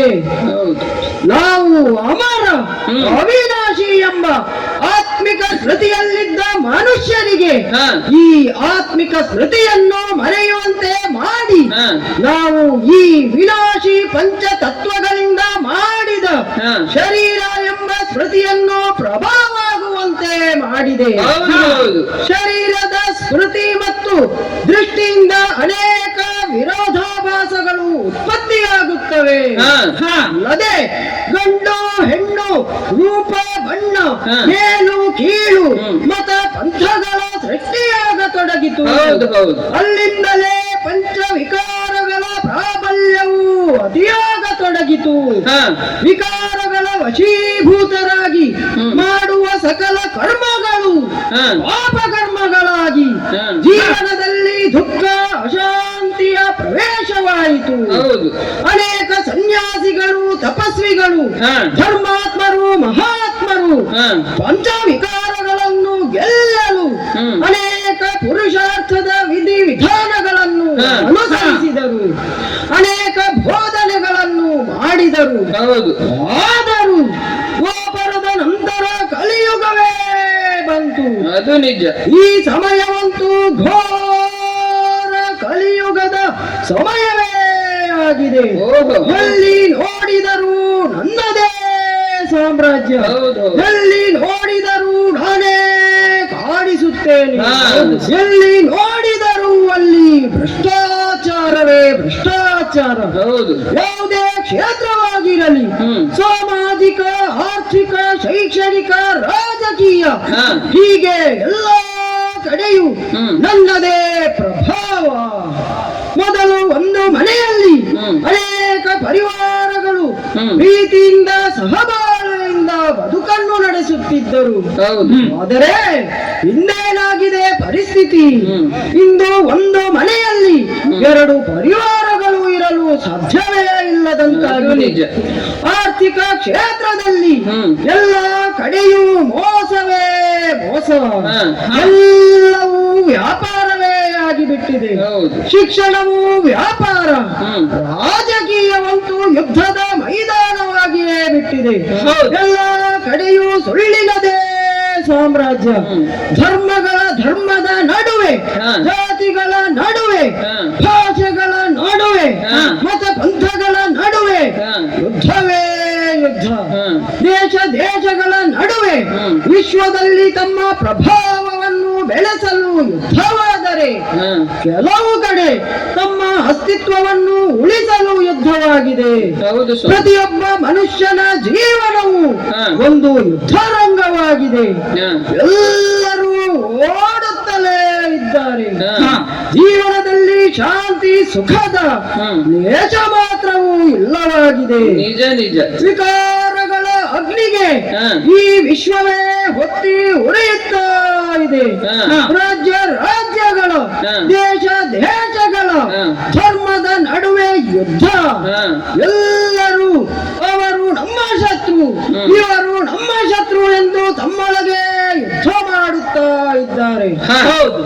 ಆದರೆ ಶತ್ರುಗಳು ನಮ್ಮೊಳಗೆ ಇದ್ದಾರೆ ಎಂಬ ಹ್ಮ್. ಪರಿಜ್ಞಾನ ಮಾತ್ರ ಯಾರಿಗೂ ತಿಳಿದಿಲ್ಲ. ಸತ್ಯ ಸತ್ಯ. ಹೊರಗಿನ ನೋಟಕ್ಕೆ ಹಾ. ಈ ವಿಶ್ವವು ರಂಗಿನ ದೀಪಗಳಿಂದ ಕಂಗೊಳಿಸುವ, ಹಾ. ಗಗನಚುಂಬಿ ಕಟ್ಟಡಗಳಿಂದ, ಹಾ. ಸುಖ ಸಾಮಗ್ರಿಗಳಿಂದ ತುಂಬಿ ತುಳುಕುತ್ತಿದ್ದರು. ಹೌದು. ಮನುಷ್ಯನ ಅಂತರ್ಯದಲ್ಲಿ ಮಾತ್ರ ಅರಣ್ಯ ರೋದನವಿದೆ. ಹ್ಮ್. ಎಲ್ಲವೂ ಮೆಚ್ಚ, ಹಾ. ಎಲ್ಲವೂ ಶೂನ್ಯ. ಹಾ. ಜೀವನದಲ್ಲಿ ಸಂತುಷ್ಟತೆ ಎಂಬುದೇ ಇಲ್ಲ. ಹೌದು ಸ್ವಾಮಿ. ಎಲ್ಲದಕ್ಕೂ ಯಾರು ಕಾರಣ? ನಾನು. ಮಾಯೆ, ಮಾಯೆ, ಎಲ್ಲವೂ ಮಾಯೆ. ಇದೀಗ ನಾನು ಮನುಷ್ಯರಿಗೆ ಎಷ್ಟು ಪ್ರಿಯವಾಗಿದ್ದೇನೆ, ಎಷ್ಟು ಹತ್ತಿರವಾಗಿದ್ದೇನೆ ಅಂದರೆ ಎಲ್ಲರ ಅಂಗೈಯಲ್ಲಿ ತಲುಪಿದ್ದೇನೆ. ಹಾ. ಪಂಚವಿಕಾರಗಳ ಪ್ರಭಾವದಿಂದ ಪಂಚತತ್ವಗಳು ಪ್ರಭಾವಿತವಾಗಿದೆ. ಪಂಚತತ್ವಗಳು ಮನುಷ್ಯರ ಮನಸ್ಸಿನಲ್ಲಿ ಹಾ. ಮಲಿನವಾಗಿದೆ. ಹಾ. ಮಣ್ಣು, ನೀರು, ಗಾಳಿ ಎಲ್ಲವೂ ಮಲಿನವಾಗಿದೆ.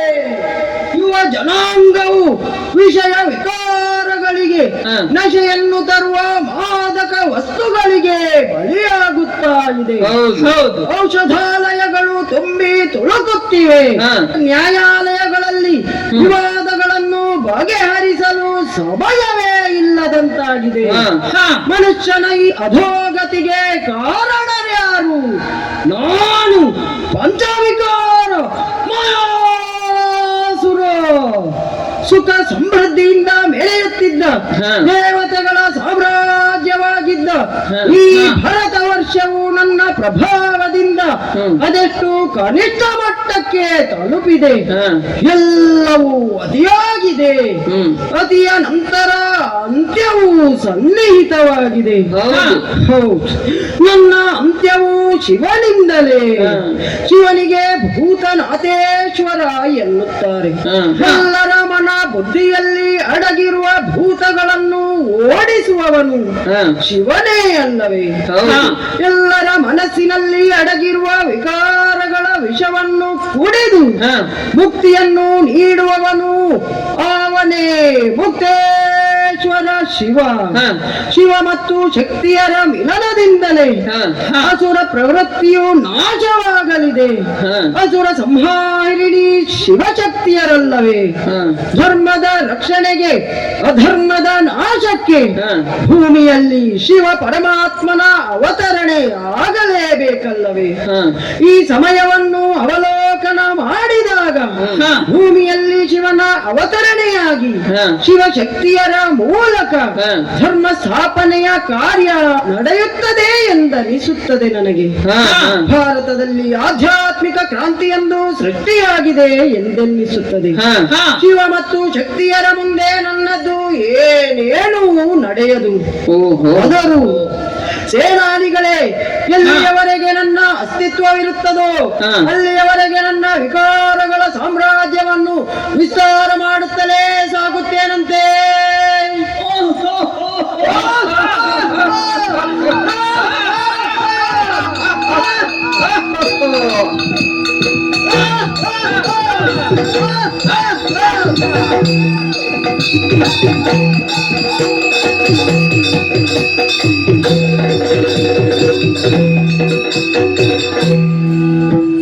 ಸಖಿ ಸಖಿ, ಏನಿದೆಲ್ಲ ಏನಿದೆಲ್ಲ?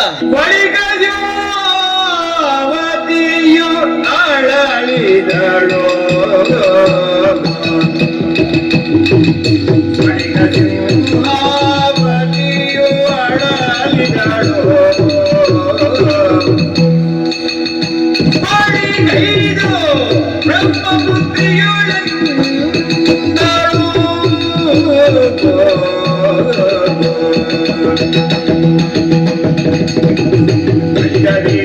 ಅಧಿಕಾರಿಗಳ ಮುಂದೆ ನಾವಿನ್ನು ಎಂದು ಮಾಡುವೆವು. ವಂಚಕರ ಮಾಡುವುದೇ ನಮ್ಮ ಪುಣ್ಯ ನೆಲವು.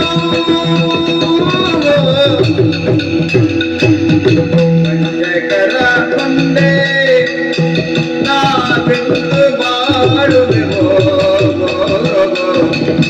ಏನು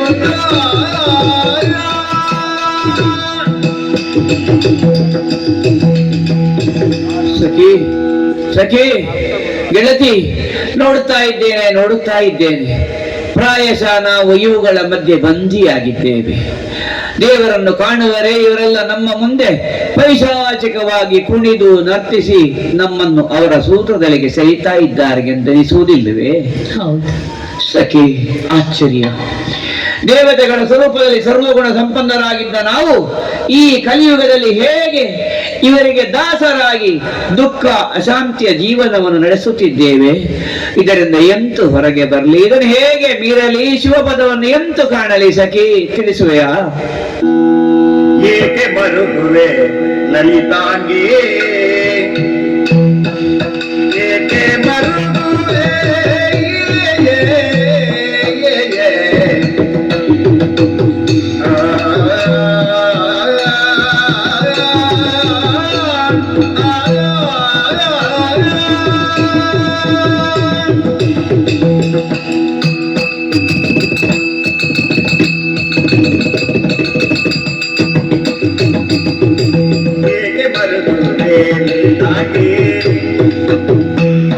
ಬಯಕೆ ಇರಲಿ ಶಿವನಲ್ಲಿ ಲತಾಂಗಿ.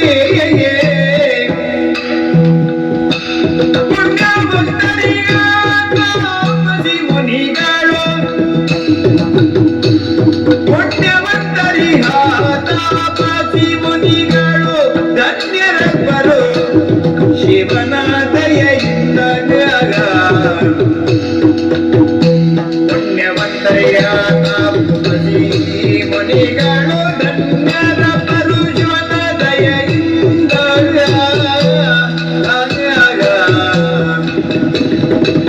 ಏಕೆ ಮರುಗುವೆ ಲಲಿತಾಂಗಿ? ಬಯಕೆ ಇರಲಿ ಶಿವನಲ್ಲಿ ಲತಾಂಗಿ.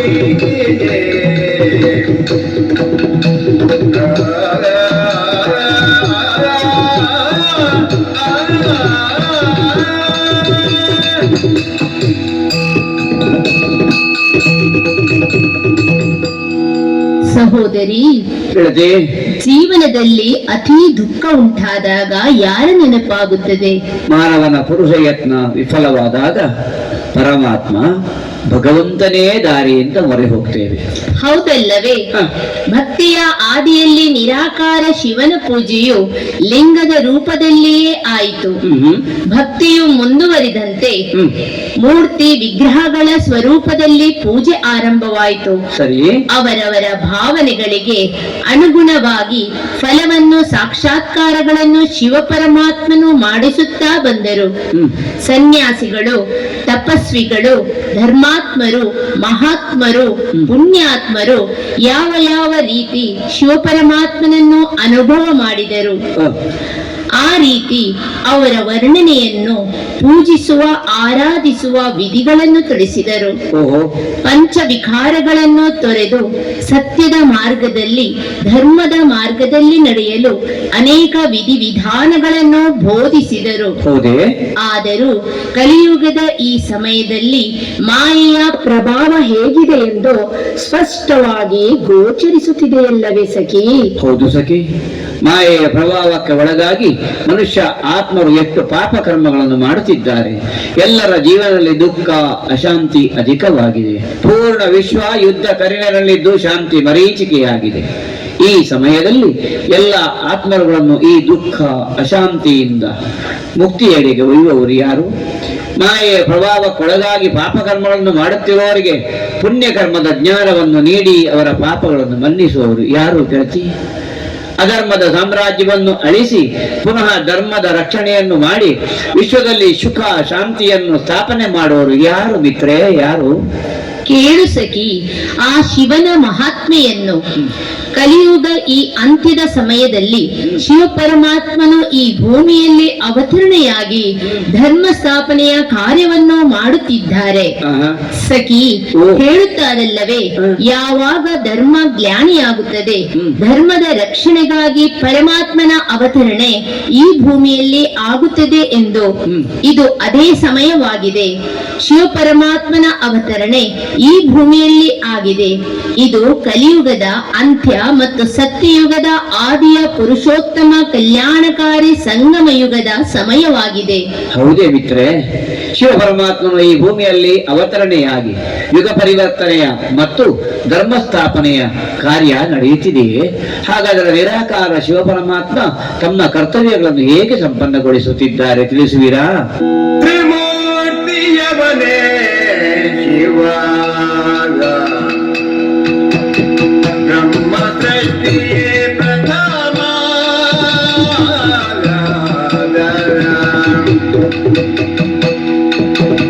ತ್ರಿಮೂರ್ತಿಯವನೇ ಶಿವ ಬ್ರಹ್ಮ ಸೃಷ್ಟಿಯೇ ಪ್ರಥಮ ಜ್ಞಾನ ಗಂಗೆಯ ಹರಿಸುವ ಆತ್ಮಜ್ಞಾನವ ಪಡೆಯುವ ತ್ರಿಮೂರ್ತಿಯವನೇ ಶಿವ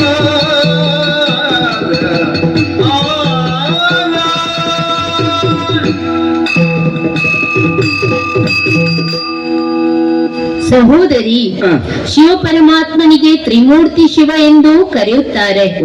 ನಿರಾಕಾರ ಜ್ಯೋತಿ ಸ್ವರೂಪ ಶಿವ ಪರಮಾತ್ಮನು ಬ್ರಹ್ಮನ ಮೂಲಕ ಸ್ಥಾಪನೆ, ವಿಷ್ಣುವಿನ ಮೂಲಕ ಪಾಲನೆ ಮತ್ತು ಶಂಕರನ ಮೂಲಕ ವಿನಾಶದ ಕಾರ್ಯವನ್ನು ಮಾಡುತ್ತಾರೆ. ಪ್ರಸ್ತುತ ಸಮಯದಲ್ಲಿ ಶಿವ ಪರಮಾತ್ಮನು ಬ್ರಹ್ಮನ ತನುವಿನ ಆಧಾರ ಪಡೆದು ಜ್ಞಾನ ಮತ್ತು ಯೋಗ ಬಲದಿಂದ ವಿಶ್ವ ಪರಿವರ್ತನೆಯ ಕಾರ್ಯವನ್ನು ಮಾಡುತ್ತಿದ್ದಾರೆ.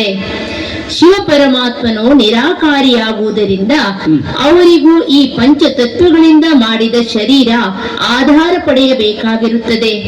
ಶಿವ ಪರಮಾತ್ಮನು ಯಾರ ಶರೀರ ಆಧಾರ ಪಡೆಯುತ್ತಾರೋ ಅವರಿಗೆ ಬ್ರಹ್ಮ ಎಂಬ ಹೆಸರನ್ನು ನೀಡಿ ಅವರ ಮೂಲಕ ಜ್ಞಾನ ಗಂಗೆಯನ್ನು ಹರಿಸಿ ಪತಿತ ಆತ್ಮರುಗಳನ್ನು ಪಾವನರನ್ನಾಗಿ ಮಾಡುವ ಕಾರ್ಯವನ್ನು ಮಾಡುತ್ತಾರೆ. ಬ್ರಹ್ಮನ ಮೂಲಕ ಪಡೆದ ಜ್ಞಾನವನ್ನು ಸ್ವಯಂ ಧಾರಣ ಮಾಡಿ ವಿಶ್ವದ ಎಲ್ಲಾ ಮನುಷ್ಯರಿಗೆ ತಲುಪುವಂತೆ ಮಾಡುತ್ತಿರುವ ನಾವು ಬ್ರಹ್ಮಪುತ್ರಿಯರು. ಜೀವನದಲ್ಲಿ ಜ್ಞಾನ ಮತ್ತು ಯೋಗದ ಬಲದಿಂದ ಪವಿತ್ರತೆಯನ್ನು ಧಾರಣೆ ಮಾಡಿ ಸ್ವಪರಿವರ್ತನೆಯಿಂದ ವಿಶ್ವ ಪರಿವರ್ತನೆಯ ಕಾರ್ಯವನ್ನು ಮಾಡಲು ಶಿವನಿಗೆ ಸಹಯೋಗಿಗಳು. ಎಂಬಲ್ಲಿಗೆ ಜ್ಞಾನ ಮತ್ತು ಯೋಗ ಅಂದರೆ ಏನು ಅಂತ ತಿಳಿಸುವೆಯಾ ಮಿತ್ರೇ? ದುಃಖ ತೊಲಗಲಿ ಶಾಂತಿ ನೆಲಗಲಿ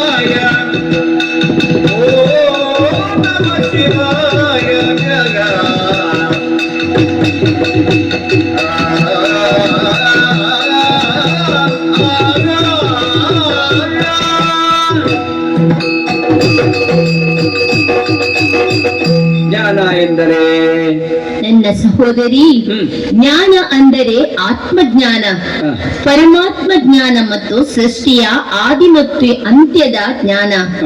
ಯೋಗ ಅಂದರೆ ಧ್ಯಾನ, ಪರಮಾತ್ಮನ ಧ್ಯಾನ.